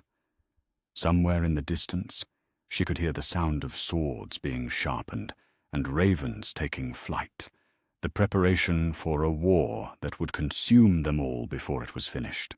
The game of faces had begun in earnest, and she could only hope that 17 years of practice in deception would be enough to keep her family alive until the final moves were made.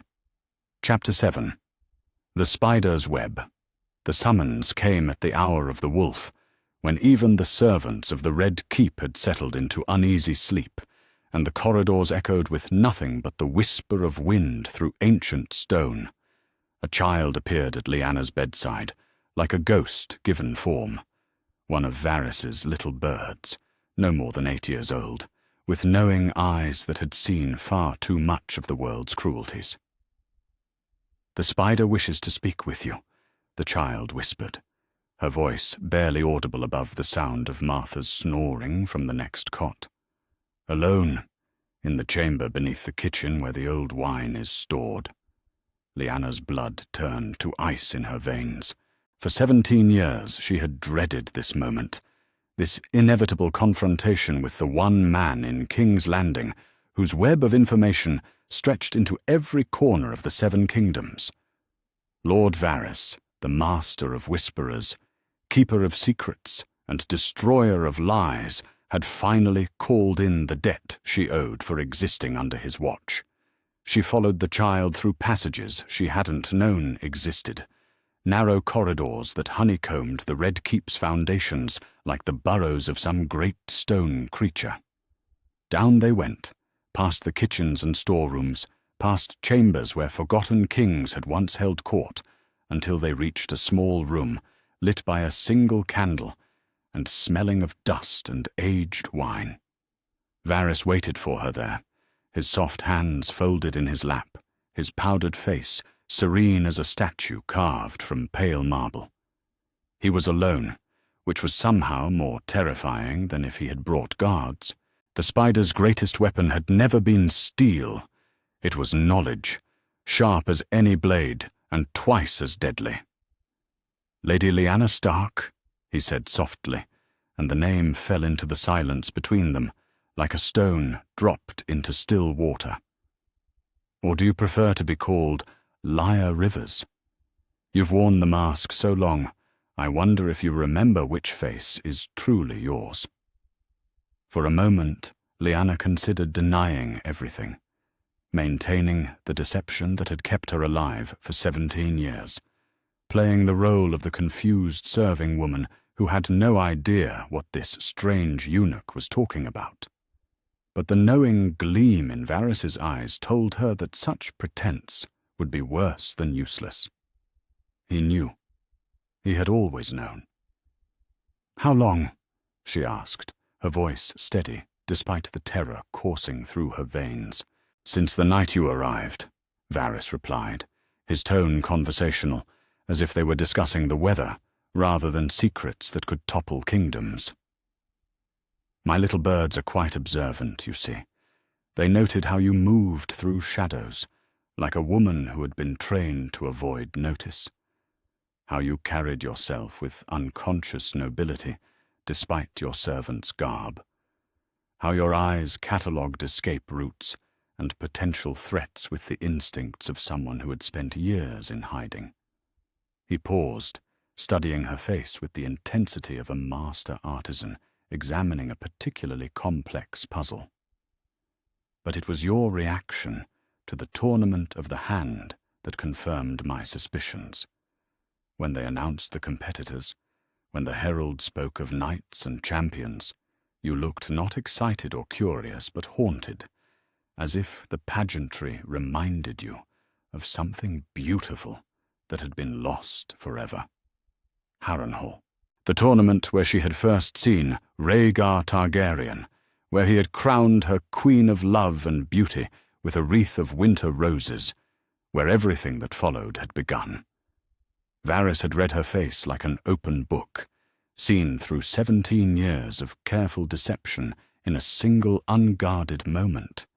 "What do you want?" she asked, though she suspected the answer would terrify her. "Want?" Varys's laugh was soft as silk and sharp as steel. "Oh, my dear lady, I think you misunderstand the situation entirely. The question is not what I want. It is what I have already done, and what I am prepared to continue doing, to keep your son safe." The words hit her like a physical blow. "My son? Jon Snow, Aegon Targaryen, the prince that was promised. Call him what you will. He has been under my protection since the moment Lord Stark carried him from the Tower of Joy. Do you truly think it was coincidence that Robert Baratheon never looked too closely at the bastard growing up in Winterfell? That visiting lords who might have remarked on the boy's resemblance to his true father always found their attention directed elsewhere.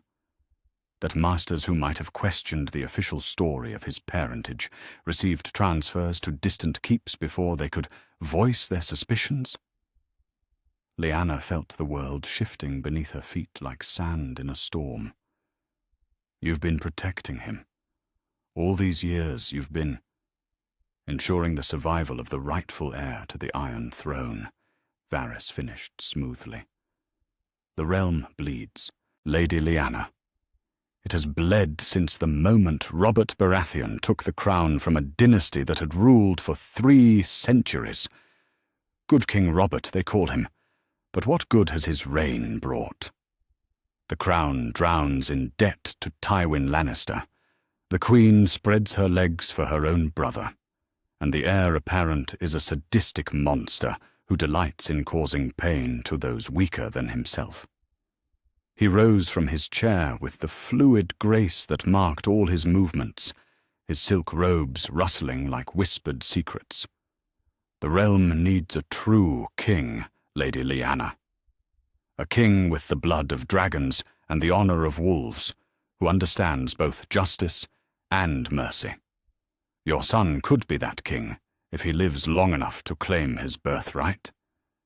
"He doesn't know," Lyanna said, the words feeling like confession and betrayal in equal measure. "He thinks he's Ned's bastard. He joined the Night's Watch to find purpose because he believes he has no other place in the world." "I know." Varys's voice carried a note of something that might have been sympathy. "The boy's noble sacrifice speaks well of his character. But the wall is not forever, Lady Lyanna. Vows can be set aside when the realm's survival depends upon it. And I suspect that day is coming sooner than any of us would prefer." Before she could respond, the sound of footsteps echoed from the corridor above. Varys's expression sharpened, his head tilting slightly as he listened to approaching voices. "Ah," he murmured. "It seems Lord Baelish has been busy tonight. His investigation into your background has grown more persistent."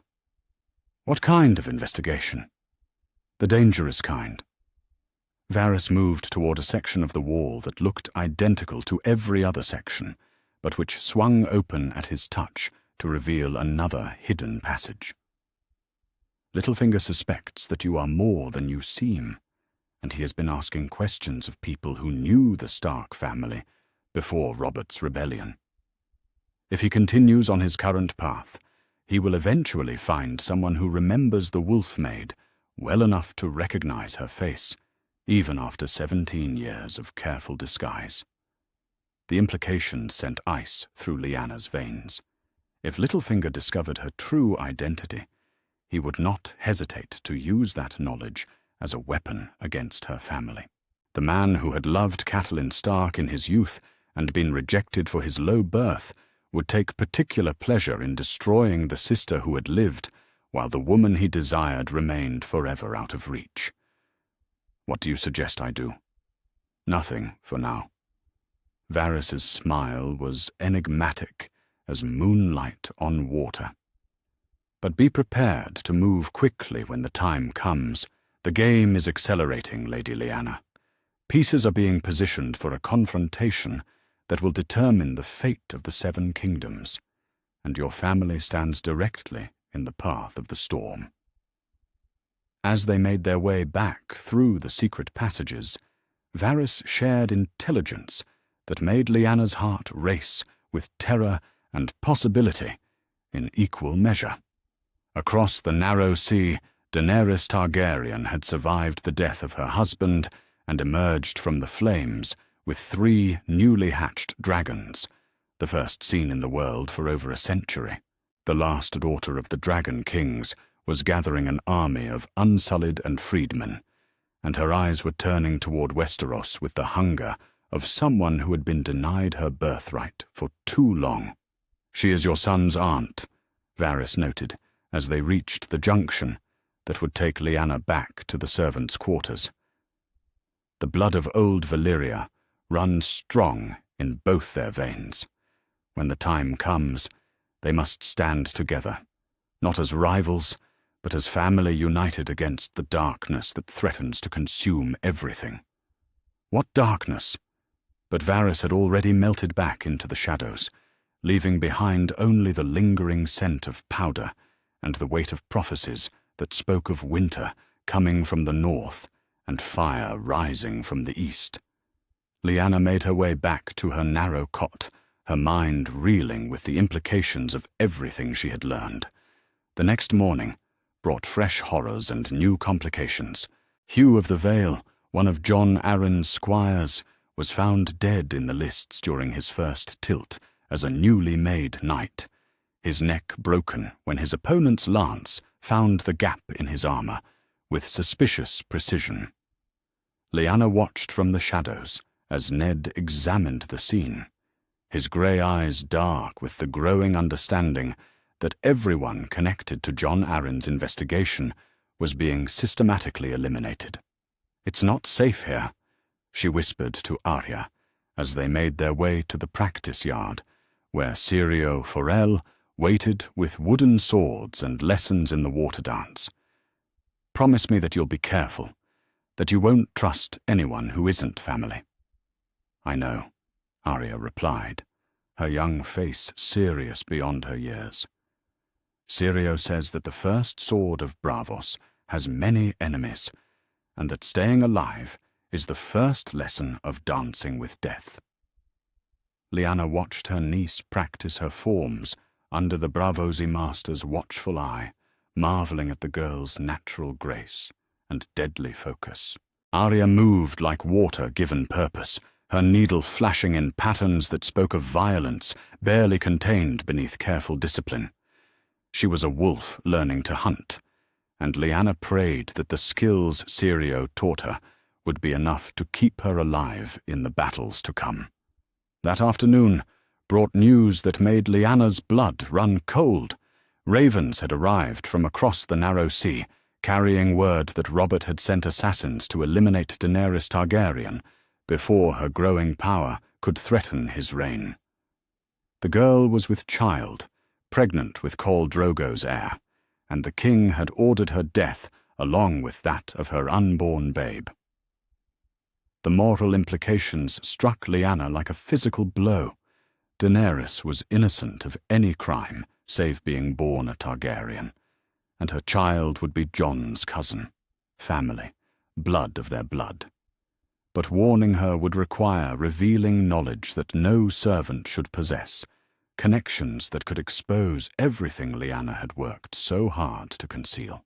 In the end, she chose family over safety, love over survival.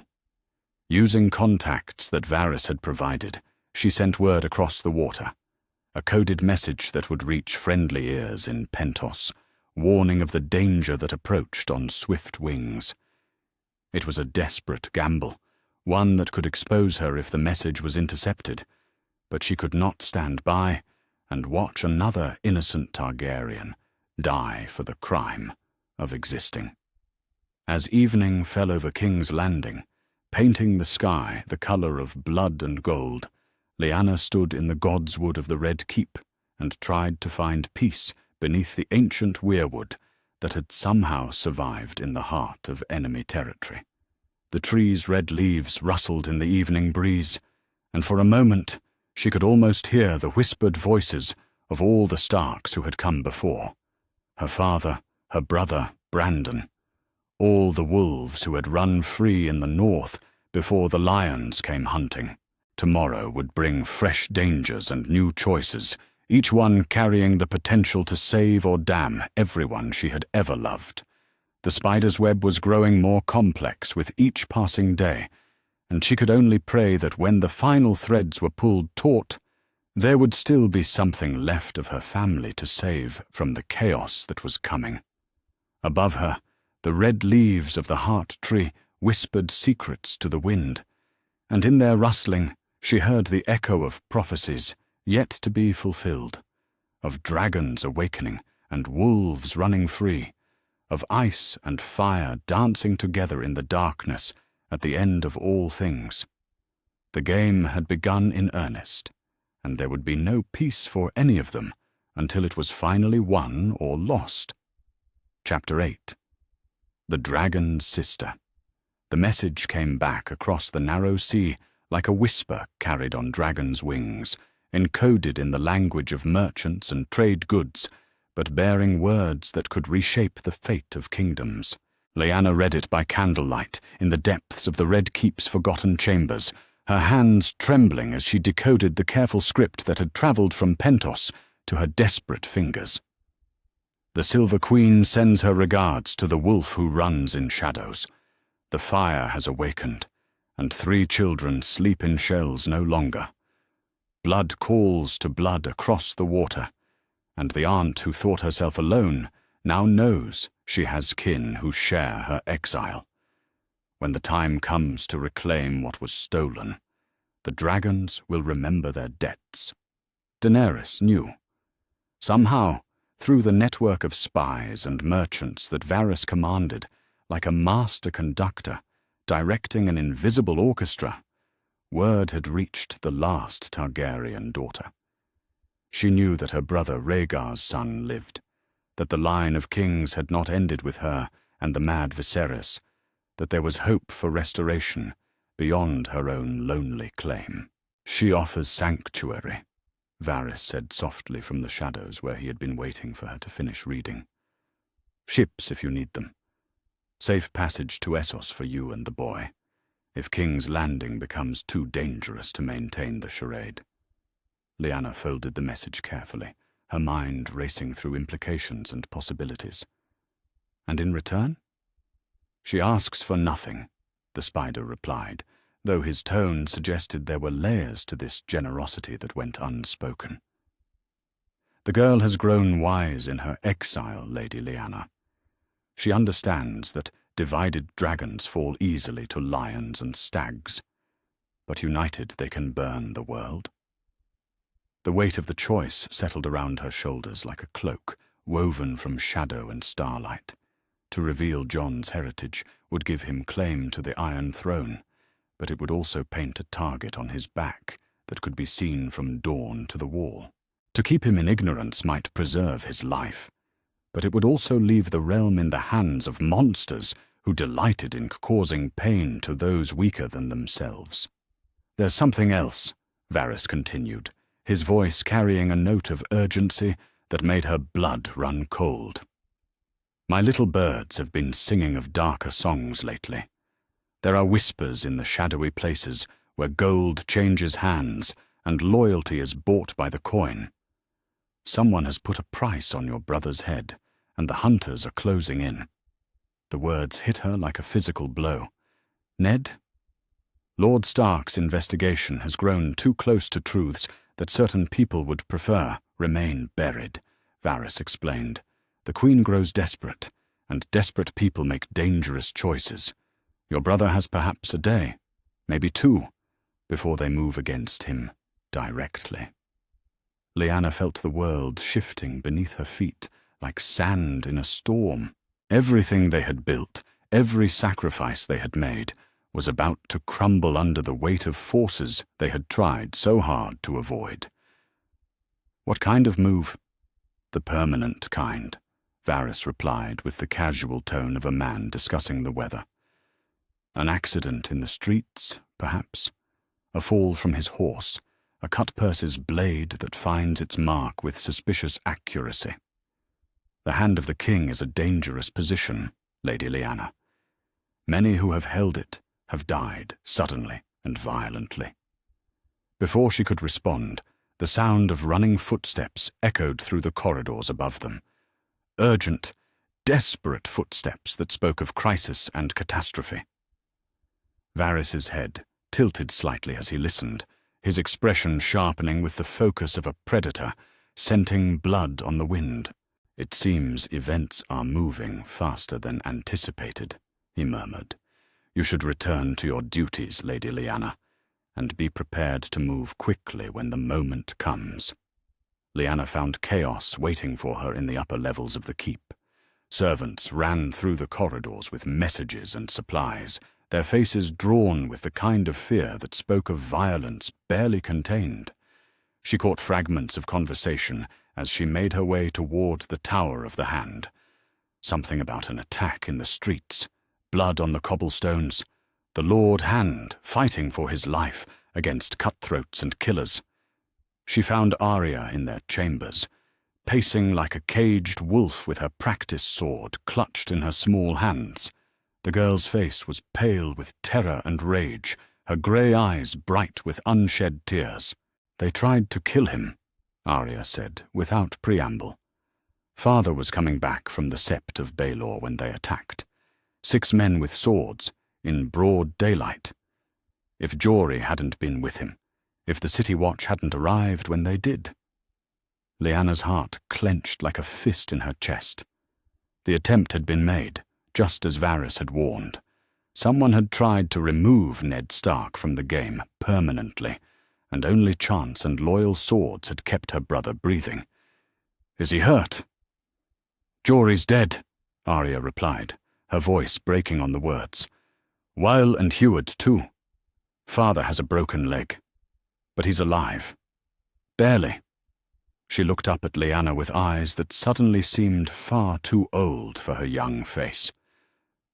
"Something's happening, isn't it? Something terrible." Before Lyanna could answer, the sound of commotion erupted from the courtyard below. She moved to the window and felt her blood turn to ice at the sight that greeted her.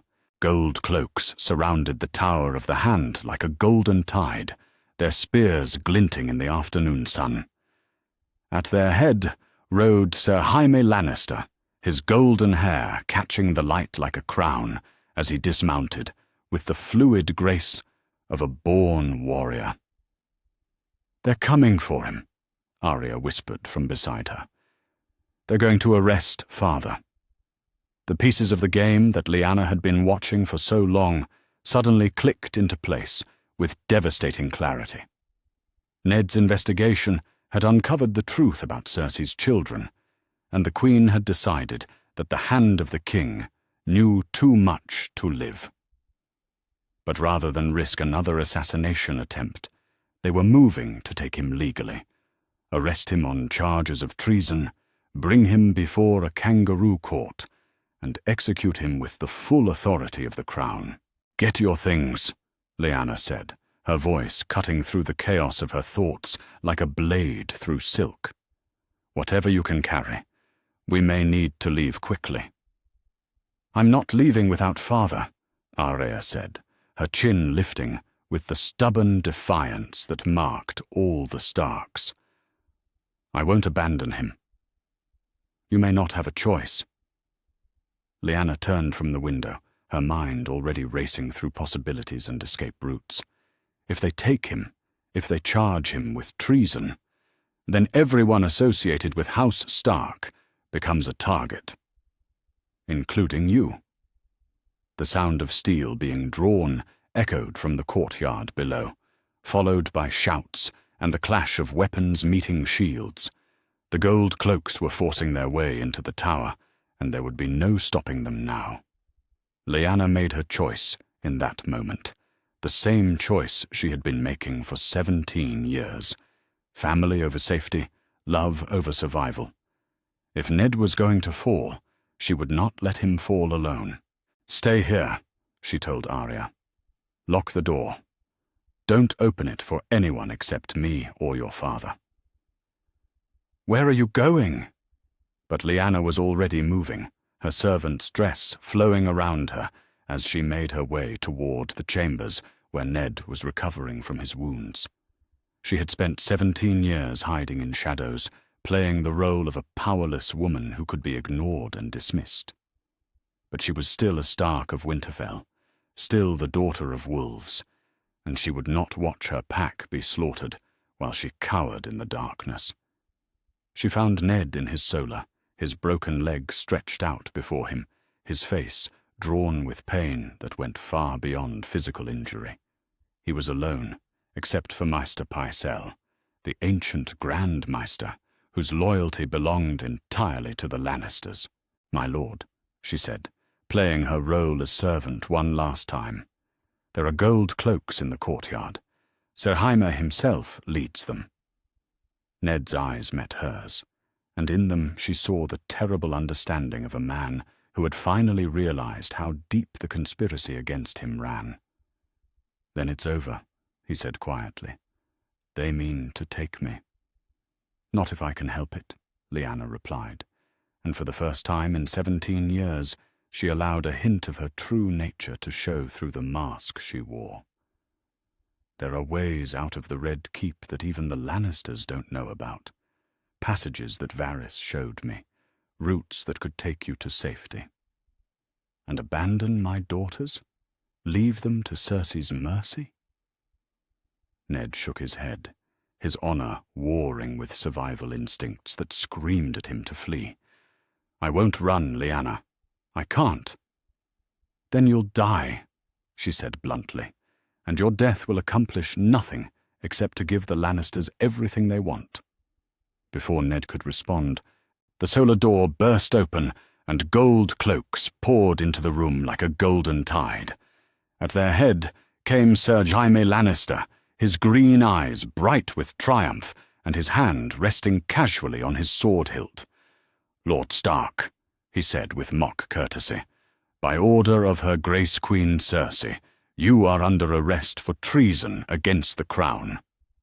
"On what grounds?" Ned demanded, though they all knew the answer was whatever grounds the Queen chose to invent. "On the grounds that you have conspired against the rightful heir to the Iron Throne," Jaime replied smoothly, "that you have plotted to usurp Prince Joffrey's claim in favor of pretenders and bastards." Lyanna felt the words hit her like physical blows. Bastards. If they suspected Jon's true parentage, if they had somehow learned the truth about his heritage. "Take him," Jaime commanded, and the gold cloaks moved forward with the mechanical precision of men following orders they had been given long before they entered the room. But as they reached for Ned, Lyanna made her choice. 17 years of deception and careful planning came to an end in a single moment of desperate action. She stepped between the guards and her brother, her hand finding the hidden blade she had carried since leaving Winterfell. "I don't think so," she said, and her voice carried the authority of a woman who had been born to command, who had worn crowns of winter roses and danced with dragon princes beneath starlit skies. Jaime's eyes widened as he truly saw her for the first time, not the invisible servant who had cleaned his chambers and served his meals, but the woman beneath the disguise. "Impossible," he breathed. "You're dead. You died at the Tower of Joy." "Did I?" Lyanna smiled, and it was the smile of a she-wolf baring her fangs. "Or is that just another story you tell yourselves to sleep better at night?" The revelation hung in the air between them like a sword waiting to fall, and Lyanna knew that whatever happened next, the game of shadows she had played for 17 years had finally come to an end. The wolf had shown her face at last, and now there would be nowhere left to hide. But at least she would face whatever came with her true name on her lips and her family at her side, the way a Stark was meant to face the darkness at the end of all things. Chapter 9. The she-wolf revealed. The great sept of Baelor rose before the assembled masses of King's Landing, like a monument to divine judgment, its 7 towers reaching toward the sky like fingers grasping for the gods themselves. 10,000 voices filled the square before its marble steps, a sea of humanity that had come to witness the trial of Lord Eddard Stark, the hand of the king who had fallen from grace with the swiftness of a shooting star. Lyanna stood among them, invisible in the crush of bodies, her servant's hood pulled low over features that had haunted a king's dreams for 17 years. Around her, the crowd buzzed with anticipation and bloodlust, their faces eager for the spectacle of a great lord's downfall. They had come for entertainment, for the dark pleasure of seeing the mighty brought low, and she could smell their hunger like smoke on the wind. "Hear me!" The voice of the High Septon cut through the noise like a blade through silk, and 10,000 voices fell silent as one. "We gather here in the sight of gods and men to witness justice done upon Eddard Stark, late hand of the king, who stands accused of treason against the Iron Throne." Ned appeared at the top of the sept steps, like a ghost of the man she remembered, his grey hair dishevelled, his noble face drawn with the weight of choices that had led him to this moment. Shackles bound his hands, but he held his head high with the dignity that had always marked House Stark, even in the face of inevitable death. Behind him came the royal party in all their golden splendour. Queen Cersei, beautiful and cold as winter morning, her green eyes bright with triumph. Prince Joffrey, barely more than a boy, but already showing the cruel smile that marked him as his mother's son. And towering above them all, King Robert Baratheon, the man who had loved Lyanna Stark so desperately that he had torn the realm apart, trying to save her. "The prisoner will speak," the High Septon commanded, his voice carrying the authority of the 7 themselves. "Confess your crimes, Eddard Stark, and the mercy of the crown may yet preserve your life." The words were a mockery, and everyone in the square knew it. There would be no mercy for the man who had discovered Cersei's secret, who had threatened to expose the lie that kept her bastard children on the path to the Iron Throne. But they had to maintain the pretense of justice, had to make the crowd believe that this was law rather than murder dressed in silk. Ned stepped forward, his chains clanking with each movement, and when he spoke, his voice carried across the square with the clarity of a man who had nothing left to lose. "I am guilty," he said, and the words fell into the silence like stones into still water. "Guilty of treason. I conspired against His Grace King Robert, plotted to steal the throne from his rightful heir Prince Joffrey, and—" His voice caught, and Lyanna could see the struggle playing out across his features as honor warred with survival. "And I confess my crimes before gods and men." The crowd roared its approval, but Lyanna felt only the cold weight of inevitability settling around her shoulders like a burial shroud. Ned was sacrificing his honor to save his daughters, choosing their lives over his own reputation. But Cersei would kill him anyway. The Queen could not allow the man who knew her secret to live, regardless of what confessions he made. "The prisoner has confessed," Cersei announced, her voice ringing across the square with the authority of the crown. "Justice demands—" Wait. The voice that cut through her words was young, but carried the petulant authority of someone who had never been denied anything he wanted. Prince Joffrey stepped forward, his blue eyes bright with a cruelty that made Lyanna's blood run cold. "He has confessed, but he has not been properly punished." A murmur ran through the crowd, uncertainty replacing their earlier bloodthirst. This was not following the script they had expected. Confessions were supposed to be rewarded with mercy, with exile to the wall, rather than the executioner's block. "Your Grace," the High Septon began, but Joffrey cut him off with a gesture that spoke of power already going to his head despite his youth. "I am the prince," the boy said, his voice rising with the petulance of someone who enjoyed causing pain. "And when I am king, traitors will not be sent to the wall to live out their days in comfort. They will die." He paused, savouring the moment like a cat playing with a mouse. "Sir Ilyn, bring me his head." The words hit the crowd like a thunderbolt, and for a moment the square erupted in chaos. Some voices cheered the prince's display of strength, while others cried out in protest at the breaking of tradition. But beneath the noise, Lyanna could hear something else, the whisper of steel as Sir Ilyn Payne drew his great sword, the sound of wood creaking as a chopping block was brought forward. They were going to kill him. Despite his confession, despite his surrender of honor, they were going to execute Ned Stark in front of 10,000 witnesses and call it justice. Lyanna closed her eyes and made her choice. She had spent 17 years in shadows, 17 years playing the role of someone powerless and invisible, someone who could be ignored and dismissed. But she was still a daughter of Winterfell, still the woman who had worn a crown of winter roses and captured the heart of a dragon prince. If her brother was going to die, he would not die alone. The hood fell from her head like a banner being unfurled, revealing features that had been carved into Robert Baratheon's memory with the precision of a master sculptor. Dark hair that caught the light like spun shadow, grey eyes that held the depth of winter skies, and a face that had launched a rebellion and changed the course of history. "Stop!"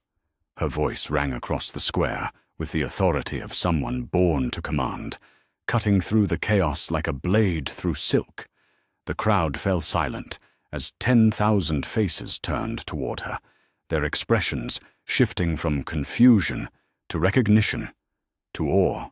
She pushed through the masses with the fluid grace that had always marked her movement, and they parted before her like water before the prow of a ship. Step by step, she climbed the marble stairs of the Sept of Baelor, her servant's dress flowing around her like a banner of war. "I am Lyanna Stark," she declared, her voice carrying to every corner of the square. "Daughter of Rickard, sister to Brandon and Eddard, the woman you all believed died 17 years ago at the Tower of Joy." The reaction was instantaneous and explosive. Voices erupted from every corner of the square as the assembled masses tried to process what they were seeing. Lyanna Stark, the Wolf Maid of Winterfell, the woman whose supposed abduction had sparked Robert's rebellion, stood before them alive and whole, her presence rewriting everything they thought they knew about the recent history of the realm. On the platform above, the royal party stood frozen like statues carved from shock and disbelief. Robert's face had gone white as parchment, his blue eyes wide with an emotion too complex to name. Beside him, Cersei looked like a woman who had just watched her carefully constructed world crumble into dust. "Impossible," the Queen breathed, but her voice carried clearly in the sudden stillness. "You're dead. Everyone knows you're dead." "Do they?" Lyanna smiled, and it was the smile of a she-wolf showing her fangs. "Or is that just another lie told by those who profit from keeping the truth buried?" She continued her climb toward the platform where Ned knelt in chains, her eyes never leaving Robert's face. The king seemed incapable of movement, trapped between the joy of seeing the woman he had loved and the rage of discovering that she had been alive all these years while he mourned her. 17 years, Robert said, his voice breaking on the words. 17 years I believed you were gone. 17 years I've carried the guilt of failing to save you from that silver-haired madman." "And what if I told you," Lyanna said, her voice carrying across the square like the tolling of a funeral bell, "that I was never a prisoner? What if I told you that Rhaegar Targaryen was not the monster you believed him to be, but a man who loved me as truly as you claim you did?" The words hit the crowd like a physical force, sending ripples of shock and confusion through the assembled masses. If Lyanna had not been kidnapped, if she had gone willingly with the Dragon Prince, then what did that mean for the rebellion that had been fought in her name? What did it mean for the thousands who had died to rescue a woman who had never wanted rescuing? "Lies!" Cersei's voice cut through the chaos like a whip crack. "Targaryen lies meant to poison the minds of honest people. Seize her! She's a traitor and a pretender." But the gold cloaks hesitated, uncertain how to proceed in the face of such a massive crowd and such shocking revelations. The people of King's Landing pressed closer to the platform, their faces hungry for answers to questions that had haunted the realm for nearly 2 decades. "Tell them," Lyanna said, her grey eyes fixed on Robert's face with the intensity of a hunting wolf. "Tell them why you really started your rebellion, Robert. Was it justice for your supposed love, or was it ambition dressed up in the clothes of righteousness?"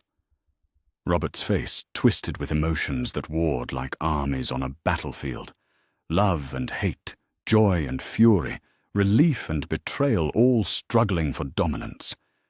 When he finally spoke, his voice was heavy with the weight of 17 years of accumulated pain. "I loved you," he said, and the words carried across the square like the tolling of a death knell.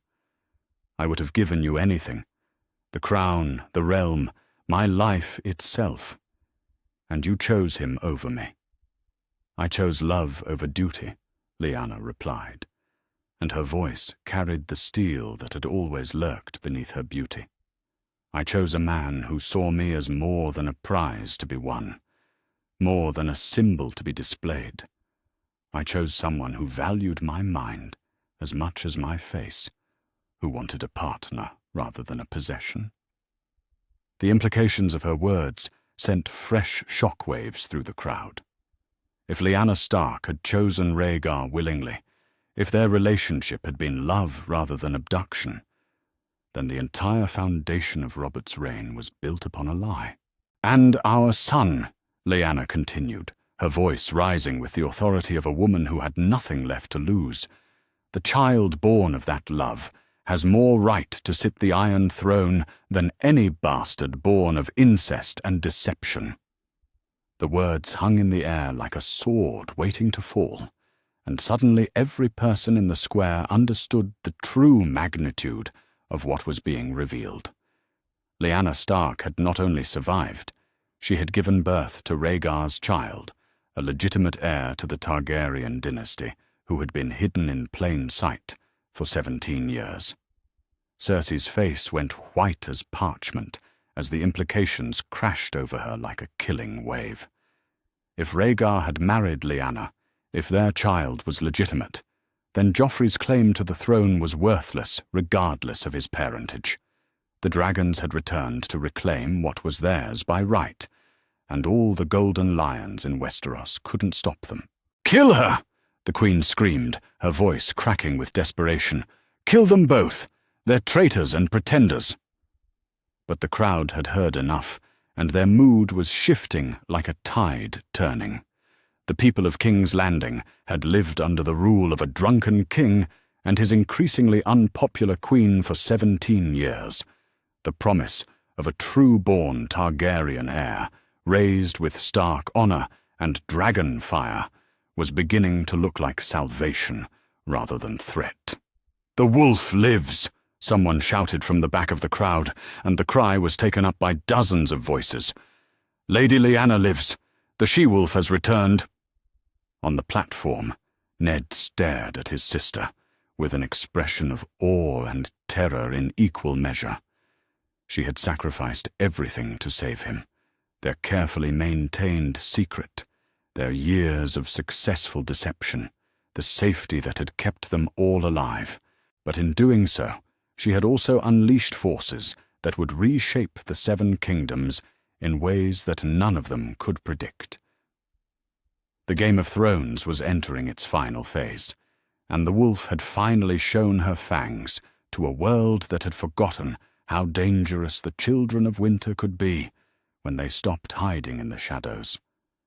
Above them all, the 7 towers of Baelor's Sept reached toward the sky like fingers grasping for divine intervention, and the gods themselves seemed to hold their breath as the fate of Westeros hung in the balance between truth and deception, between the old world and the new. Chapter 10. The Realm Remembers. The High Septon's voice rang across the marble steps of the Great Sept like the tolling of a funeral bell, his words carrying the weight of divine authority to every corner of King's Landing. The crowd that had come to witness an execution now found themselves witnesses to something far more momentous: the resurrection of a woman whose death had shaped the last 17 years of Westerosi history. "By the 7," the ancient cleric declared, his weathered hands raised toward the sky, "we have seen truth emerge from the shadows where it has long been hidden. If Lady Lyanna Stark lives, if she speaks honestly of her union with Prince Rhaegar, then the faith itself must investigate these claims with all due solemnity." The word sent fresh shock waves through the assembled masses, but they were nothing compared to the political earthquake that was already beginning to reshape the foundations of Robert's kingdom. In the space of a single afternoon, everything the realm thought it knew about the war of the usurper had been turned on its head. Lyanna stood on the platform where her brother had been meant to die, her grey eyes surveying the chaos she had unleashed with the calm satisfaction of someone who had finally shed a burden carried too long. Beside her, Ned remained in his chains, though the gold cloaks seemed uncertain whether they should be guarding him or protecting him from the increasingly volatile crowd. "Release him." Robert's voice cut through the noise like a blade through silk, though it carried none of the authority that usually marked the king's commands.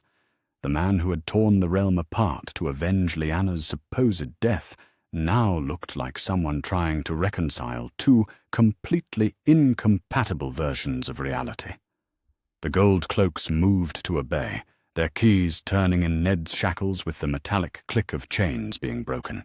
But even as her brother was freed, Lyanna could see that larger chains were being forged in the political furnaces of King's Landing, chains that would bind them all to the consequences of this revelation. "Your Grace," Cersei's voice carried the carefully controlled panic of a woman watching her world crumble in real time. "Surely you cannot give credence to these wild claims. This woman appears after 17 years with convenient stories that serve to legitimize Targaryen pretensions." "Convenient?" Lyanna's interruption was sharp as winter wind, her grey eyes flashing with the steel that had always lurked beneath her beauty. "Was it convenient to watch my son grow up believing himself a bastard? Was it convenient to watch my brother carry the burden of lies that protected the realm from civil war? Was it convenient to spend 17 years in exile from my own name while you murdered children and called it justice?" The accusation hit its target with devastating accuracy. Cersei's face went white as parchment as every person in the square remembered the fate of Rhaegar's other children, little Rhaenys and baby Aegon, butchered in their beds during the sack of King's Landing while their mother watched helplessly. "The children were killed by Ser Gregor Clegane," Robert said quietly, but his words lacked conviction. Tywin claimed it was necessary to prove his loyalty to the new regime. "And you believed him?" Lyanna's voice carried the weight of 17 years of accumulated grief and rage. You believed that murdering babes in their cradles was necessary for peace? What kind of peace is built on the bones of innocence, Robert? Before the king could respond, the sound of approaching hoofbeats drew everyone's attention to the square below. A party of riders was forcing their way through the crowd, their banners snapping in the afternoon wind. The crowned stag of House Baratheon, but not the royal party. These were Stannis Baratheon's men, riding hard from Dragonstone, with news that would reshape the game once again. The eldest of Robert's brothers appeared at the edge of the platform, like an avenging angel, carved from granite and righteousness. Stannis Baratheon had always been a man of rigid principles and unwavering justice, and the news of Lyanna's survival had reached him with the speed of ravens carrying fire. "Brother," Stannis said without preamble, his voice carrying the authority of a man who had never learned to bend the truth for political convenience. "If what I have heard is accurate, then we have a problem that goes far beyond personal grievances." "Stannis?" Robert replied, but his greeting lacked any warmth. The two brothers had grown distant over the years, their different approaches to duty and honor creating a gulf that had never been bridged. "If Rhaegar Targaryen married this woman lawfully," Stannis continued, his grey eyes fixed on Lyanna with the intensity of a master-at-arms examining a new recruit, "then any children born of that union would have a stronger claim to the Iron Throne than your own heir." The words fell into the silence, like stones into still water, creating ripples that reached every corner of the political landscape. Stannis had spoken the truth that everyone else was dancing around. If Jon Snow was indeed the legitimate son of Rhaegar and Lyanna, then Joffrey's claim to the throne was worthless regardless of his true parentage. "There must be proof," Stannis declared, his voice carrying the weight of a man who had built his life on the foundation of absolute justice. "Documentation, witnesses, evidence that can withstand the scrutiny of maesters and septons. The realm cannot change hands based on stories told in public squares." "The proof exists," Lyanna replied, meeting his steel with steel.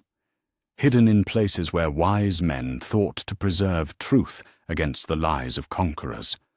Records of the ceremony, testimonies of those who witnessed it, evidence that has waited 17 years for someone brave enough to seek it out." As if summoned by her words, another commotion erupted at the edge of the square.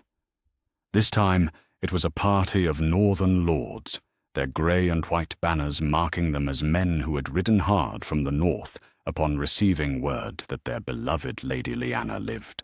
At their head rode Lord Howland Reed of Greywater Watch, the only other man besides Ned who had witnessed the truth at the Tower of Joy. "My lady," Howland said as he climbed the steps of the sept, his voice carrying the weight of 17 years of carefully guarded secrets, "it is good to see you stand in the light at last." His presence sent fresh murmurs through the crowd. Lord Reed was known as a man of honor, a loyal bannerman to House Stark, whose word could not be questioned. If he supported Lyanna's claims, then they carried the weight of northern honor behind them. But even as allies gathered around her, Lyanna could see new enemies forming in the shadows. Cersei's green eyes burned with a fury that spoke of desperation and deadly intent, while Prince Joffrey's young face twisted with the petulant rage of someone who had never been denied anything he wanted. "This is treason," the boy prince declared, his voice cracking with adolescent fury. "Lies and Targaryen propaganda meant to steal my birthright. I'll have all their heads." "You'll have nothing," came a new voice from the crowd, and this time it was Renly Baratheon who pushed through the masses with the easy confidence that had always marked the youngest of Robert's brothers. Unlike Stannis, Renly had always been a man who understood that politics was a game best played with charm and flexibility rather than rigid adherence to principle. "If these claims prove true," Renly said as he reached the platform, his green eyes bright with the possibilities he saw opening before him, then the realm faces a crisis of legitimacy that cannot be solved with swords alone. The people must choose: maintain the lie that has ruled them for 17 years, or embrace the truth that offers them hope for genuine justice. His words were perfectly calculated to appeal to the crowd, and Lyanna could see their effect rippling through the assembled masses. The people of King's Landing had lived under Robert's increasingly erratic rule, watched him drink himself into stupors while his queen grew more vindictive, and his heir showed signs of the same madness that had consumed the last Targaryen king. The promise of a true-born heir, raised with northern honor, was beginning to look like salvation. But even as popular support began to coalesce around her revelation, Lyanna knew that the real battles were being fought in places far from the public square. Ravens were flying to Casterly Rock, carrying news that would reach Tywin Lannister's calculating mind within days. The old lion would not sit idle while his daughter's position was threatened by the resurrection of inconvenient truths. That evening, as King's Landing buzzed with rumors and speculation, Lyanna found herself summoned to the throne room of the Red Keep. The Iron Throne loomed before her like a monument to the brutality that had carved kingdoms from the flesh of the innocent, its 1,000 swords gleaming in the torchlight like the fangs of some great beast. Robert sat upon it with none of the confidence that had marked his early reign, his blue eyes haunted by the weight of choices that could no longer be undone. They were alone, except for the guards who lined the walls like silent statues, witnesses to a conversation that would determine the fate of more than just two people who had once loved each other. 17 years, Robert said, when she approached the base of the throne's twisted steps. 17 years I mourned you. 17 years I carried the guilt of failing to save you from that silver-haired madman. And now you know the truth, Lyanna replied, her voice steady, despite the emotional maelstrom that swirled between them. I was never a prisoner, Robert. I was never a victim to be saved. I was a woman who made her own choice, who chose love over duty, and paid the price for that choice with everything I held dear. You chose him over me. The words were heavy with 17 years of accumulated pain and bitterness, over everything we could have built together. I chose a man who saw me as an equal rather than a prize, Lyanna corrected, her grey eyes meeting his blue ones without flinching. I chose someone who valued my mind as much as my beauty, who wanted a partner in life rather than an ornament for his throne. The truth hung between them like a sword waiting to fall, sharp and bright and impossible to ignore. Robert had built his rebellion on the foundation of his love for her, but that love had always been possessive rather than genuine, based on what he wanted her to be rather than who she actually was. What happens now? Robert asked, and for the first time since she had known him, he sounded genuinely uncertain. How do we move forward from here? That depends on what kind of king you want to be remembered as, Lyanna replied. The king who chose truth over comfortable lies, or the king who murdered his own nephew to protect a throne built on deception. Across the narrow sea, in a palace in Pentos, where exiled queens planned their return to power, Daenerys Targaryen received a raven that changed everything she thought she knew about her family and her claim. The last dragon was not alone, after all. She had a sister-in-law who lived, a nephew who breathed, and allies who remembered the true meaning of justice. And far to the north, at Castle Black, where the Night's Watch kept their ancient vigil, Jon Snow read a letter that shattered every assumption he had ever made about his identity, his heritage, and his place in the world. The bastard of Winterfell was bastard no longer. He was a prince of the blood, heir to dragons and wolves alike, and the realm would never be the same. The Game of Thrones was entering its final phase, and the pieces were moving with a speed that would determine whether the Seven Kingdoms emerged stronger from this crucible of truth, or burned entirely in the fires of civil war that threatened to consume everything in their path. Chapter 11. Fire and Blood, Ice and Honor. The Raven arrived at Castle Black in the grey hour before dawn, its black wings cutting through the mist that rose from the haunted forest, like the breath of sleeping giants. Jon Snow stood atop the wall, watching the sunrise paint the ancient ice with shades of rose and gold, when Master Aemon's summons reached him through the maze of tunnels and chambers that honeycombed the great fortress.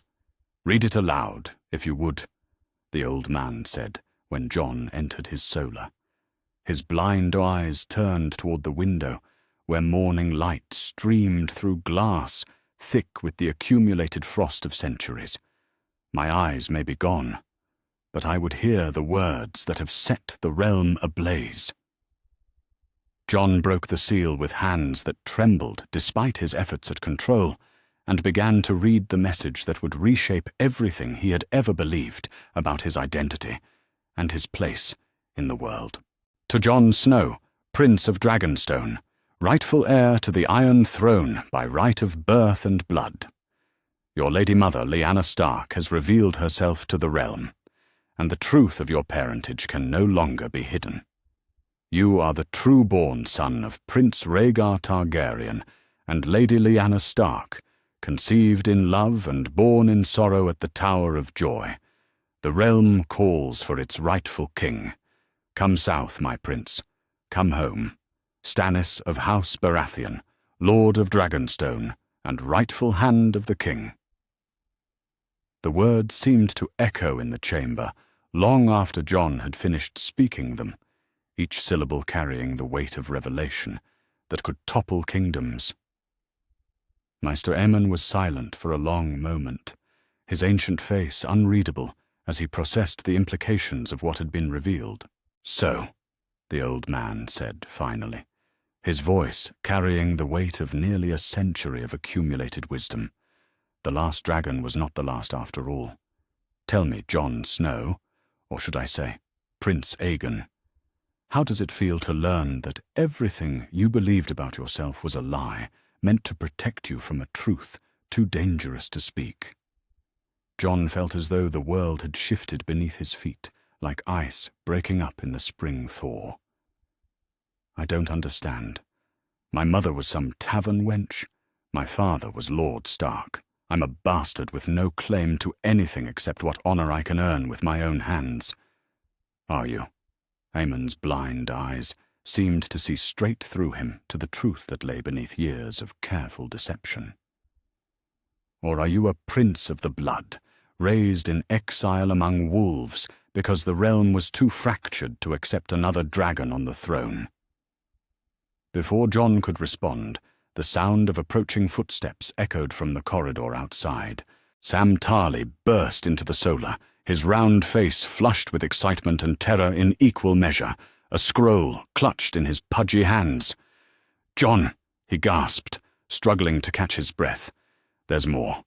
Ravens from King's Landing, from Dragonstone, from White Harbor. The whole realm is talking about your mother, about what she said." Sam unrolled the second scroll with shaking fingers, his voice cracking as he read aloud the words that would change the course of history. "Lord Commander Mormont has received official word from Stannis Baratheon, declaring that based on documentary evidence discovered in the archives of the Red Keep and testimony from surviving witnesses, the marriage between Prince Rhaegar Targaryen and Lady Lyanna Stark was legitimate under both the laws of gods and men." The implications hit Jon like a physical blow. If his parents had been married, if their union had been lawful, then he was not a bastard at all. He was the rightful heir to the Iron Throne, the prince that 3 centuries of Targaryen rule had produced to inherit the crown that Robert Baratheon had claimed by right of conquest. "There's more," Sam continued, his voice dropping to barely above a whisper. Cersei Lannister's children have been officially declared bastards born of incest. King Robert is... He's dead, Jon. Poisoned at a feast 3 days ago. They say Cersei did it herself when she realized the truth was going to destroy her family. The words hung in the air like smoke from a funeral pyre. Robert Baratheon, the king who had shaped Jon's world through his hatred of all things Targaryen, was gone. The man who would have killed Jon without hesitation if he had known the truth had died, never learning that the boy he had ignored at Winterfell was the rightful heir to the throne he had claimed. "Who rules now?" Jon asked, though he suspected the answer would be more complicated than anyone could have imagined. "That's where it gets interesting," Sam replied, consulting another scroll. "Stannis has declared himself regent until you can reach King's Landing and claim your birthright. But Joffrey still sits the Iron Throne with Cersei pulling his strings, claiming the whole thing is an elaborate deception meant to steal his crown. Renly has declared himself king as well, saying the realm needs a strong leader who can unite the fractured kingdom. And there are rumors." Sam's voice trailed off, uncertainty written across his features like words on a page. "What rumors?" Maester Aemon prompted gently. "Rumors from across the narrow sea. They say Daenerys Targaryen has landed at Dragonstone with 3 full-grown dragons and an army of Unsullied. She's calling herself queen and declaring her intention to reclaim her family's throne." Sam looked between Jon and the ancient Maester with wide, frightened eyes. "They say she's coming to meet her nephew and decide whether they'll rule together or fight for the crown." Jon felt the weight of destiny settling around his shoulders like a cloak woven from dragonfire and winter wind. All his life he had dreamed of having a place in the world, of being more than just Ned Stark's bastard son. But now that the truth had been revealed, he found himself longing for the simplicity of his former existence. "What am I supposed to do?" he asked, the question directed as much to the gods as to the men around him. "What kings do," Aemon replied with the gentle authority of someone who had once been offered a crown himself. "Choose between competing demands, balance impossible loyalties, and pray that the choices you make serve the realm rather than your own desires." That afternoon, Jon found himself in the Lord Commander's solar, facing Jeor Mormont, across a table covered with maps and messages from across the 7 kingdoms.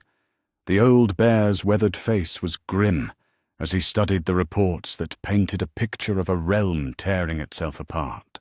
"The Night's Watch has remained neutral in the wars of kings for 8,000 years, Mormont said without preamble. "But these are not ordinary circumstances, and you are not an ordinary brother." "I swore an oath," Jon replied, though the words felt hollow even as he spoke them. "I pledged my life to the Watch." "You swore to be the shield that guards the realms of men," Mormont corrected. "And right now, the realms of men are bleeding themselves to death, while something dark stirs beyond the wall. The wildlings are moving south in numbers we've never seen before, fleeing from something that has them more terrified than the Night's Watch ever did." The Lord Commander stood and moved to the window that looked north toward the haunted forest, his eyes scanning the tree line as if he expected to see enemies emerging from the shadows. "The realm needs a king who can unite the fractured pieces before the real war begins," he continued. "Someone who understands that the Game of Thrones is a luxury we can't afford when winter is coming and bringing things with it that haven't been seen since the Long Night." 3 days later, Jon Snow rode south from Castle Black with an honor guard of brothers who had volunteered to see him safely to his destiny. Behind him, the wall rose like a barrier between the world of men and the darkness that lay beyond. Its ancient ice gleaming in the morning sun like a monument to the oaths that had protected the realm for millennia. But ahead of him lay King's Landing, and a reunion 17 years in the making, a meeting with the mother who had sacrificed everything to keep him safe, and the beginning of a conflict that would determine whether the 7 kingdoms survived the trials ahead or burned in the fires of their own making.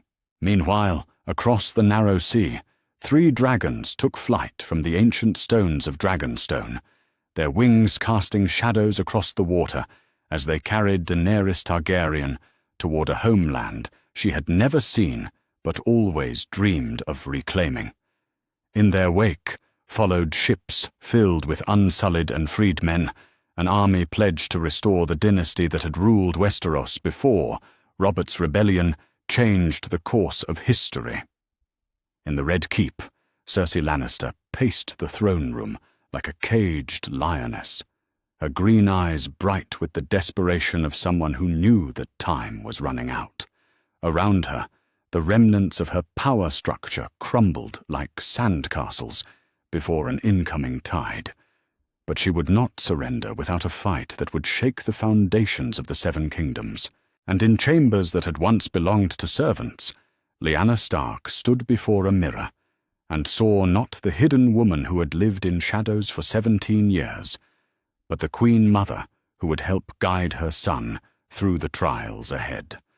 The Game of Thrones had begun its final phase, and she intended to ensure that when the last move was made, it would be wolves and dragons standing victorious over the ruins of their enemies.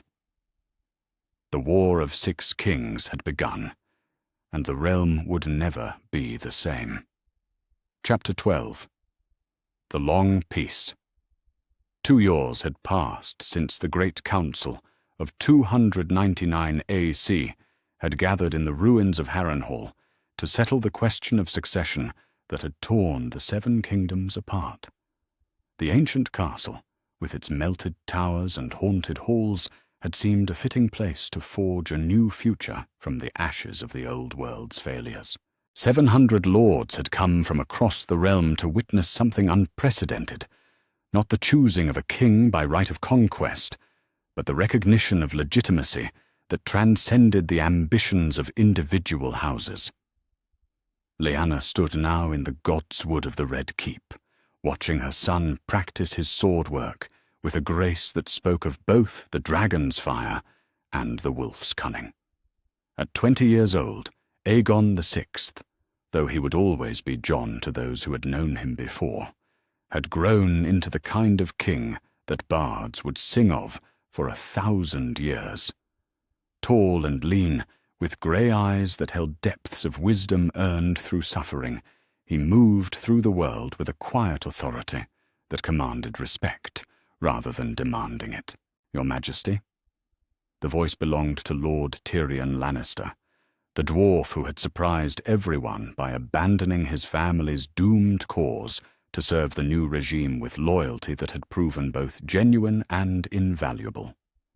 The small council is ready to convene at your pleasure. Jon sheathed his sword with the fluid motion of someone who had trained with steel since childhood, but his eyes remained troubled, as they often did when matters of state called him away from the simple pleasures of physical exertion. Kingship, Lyanna had learned, suited her son in many ways, but the weight of the crown never ceased to burden a man who had grown up believing himself unworthy of even the simplest acknowledgments. "Tell them I'll be along presently, Lord Tyrion," Jon replied, his voice carrying the northern accent that no amount of royal protocol had been able to soften. "I want to speak with my mother first." Tyrion bowed with the elaborate courtesy he had perfected over decades of navigating treacherous political waters, but his mismatched eyes held the warmth of genuine affection. The hand of the king had found in the young monarch a master worth serving, someone whose justice was tempered with mercy and whose strength was guided by wisdom rather than mere ambition. When they were alone, beneath the ancient weirwood that had somehow survived in the heart of enemy territory. Jon turned to Lyanna with the expression of someone wrestling with choices that would echo through generations. "Daenerys wants to fly north again," he said without preamble. "She says the dragons grow restless in the south, that they need to hunt in larger spaces than the Kingswood can provide." Lyanna studied her son's face, reading in it the complex emotions that had marked his relationship with his queen and wife since their first meeting 2 years ago. The marriage between Jon Snow and Daenerys Targaryen had been as much political necessity as personal choice, a union designed to unite the fractured claims of the Dragon dynasty and prevent further civil war. But it had grown into something deeper over time. Not the passionate love that had consumed Rhaegar and Lyanna, but the steady partnership that was perhaps more valuable in rulers than the fierce emotions that had once reshaped kingdoms. "And what do you think of her plan?" Lyanna asked, though she suspected she already knew the answer. "I think she's preparing for something," Jon replied, his grey eyes reflecting the same intuitive wisdom that had always marked the Stark bloodline. "The reports from beyond the wall grow stranger with each passing moon. Rangers speak of lights in the sky, of sounds in the night that make even the bravest men flee south rather than investigate. Winter is coming, Mother, and I fear it will bring with it things that the realm has forgotten how to fight." The prophecy. Ice and fire united against the darkness that threatened to consume all life. Lyanna had read the ancient texts that spoke of the prince that was promised, the hero who would lead the realm against the long night that would end either in victory or the extinction of everything they held dear. Looking at her son now, she could see the weight of that destiny settling around his shoulders like a cloak woven from starlight and dragon fire. "Then perhaps it's time to prepare the realm for what's coming," she said, placing a hand on his arm. "Your aunt has 3 dragons. You have the loyalty of 6 kingdoms, and together you command resources that no king in history has possessed. If the darkness is returning, then let it find the 7 kingdoms ready for war." That evening, the great hall of the Red Keep hosted a feast that would have been unimaginable just 3 years earlier. At the high table sat King Aegon and Queen Daenerys, their silver and dark heads bent together in quiet conversation, while 3 dragons dozed in the corners like enormous cats, basking in the warmth of torches and braziers. Beside them sat Lyanna in her place of honor as Queen Mother, her presence a living reminder of the sacrifices that had made this peaceful kingdom possible. Further down the table, Ned Stark occupied the seat of the Lord Protector, his face bearing the contentment of a man who had seen his honor vindicated and his family elevated beyond his wildest dreams. The years had been kind to him since the truth had emerged. The weight of secrets no longer burdened his shoulders, and he had thrown himself into the task of rebuilding a realm torn apart by war, with the same dedication he had once brought to governing the North. "Uncle Ned tells the most wonderful stories," Sansa was saying to Lord Samwell Tarly, who had been elevated to Grand Maester after proving his worth both as scholar and advisor during the tumultuous years of the succession crisis. At 17, Sansa had grown into a beauty that rivaled her mother's, while developing a political acumen that impressed even the most experienced courtiers.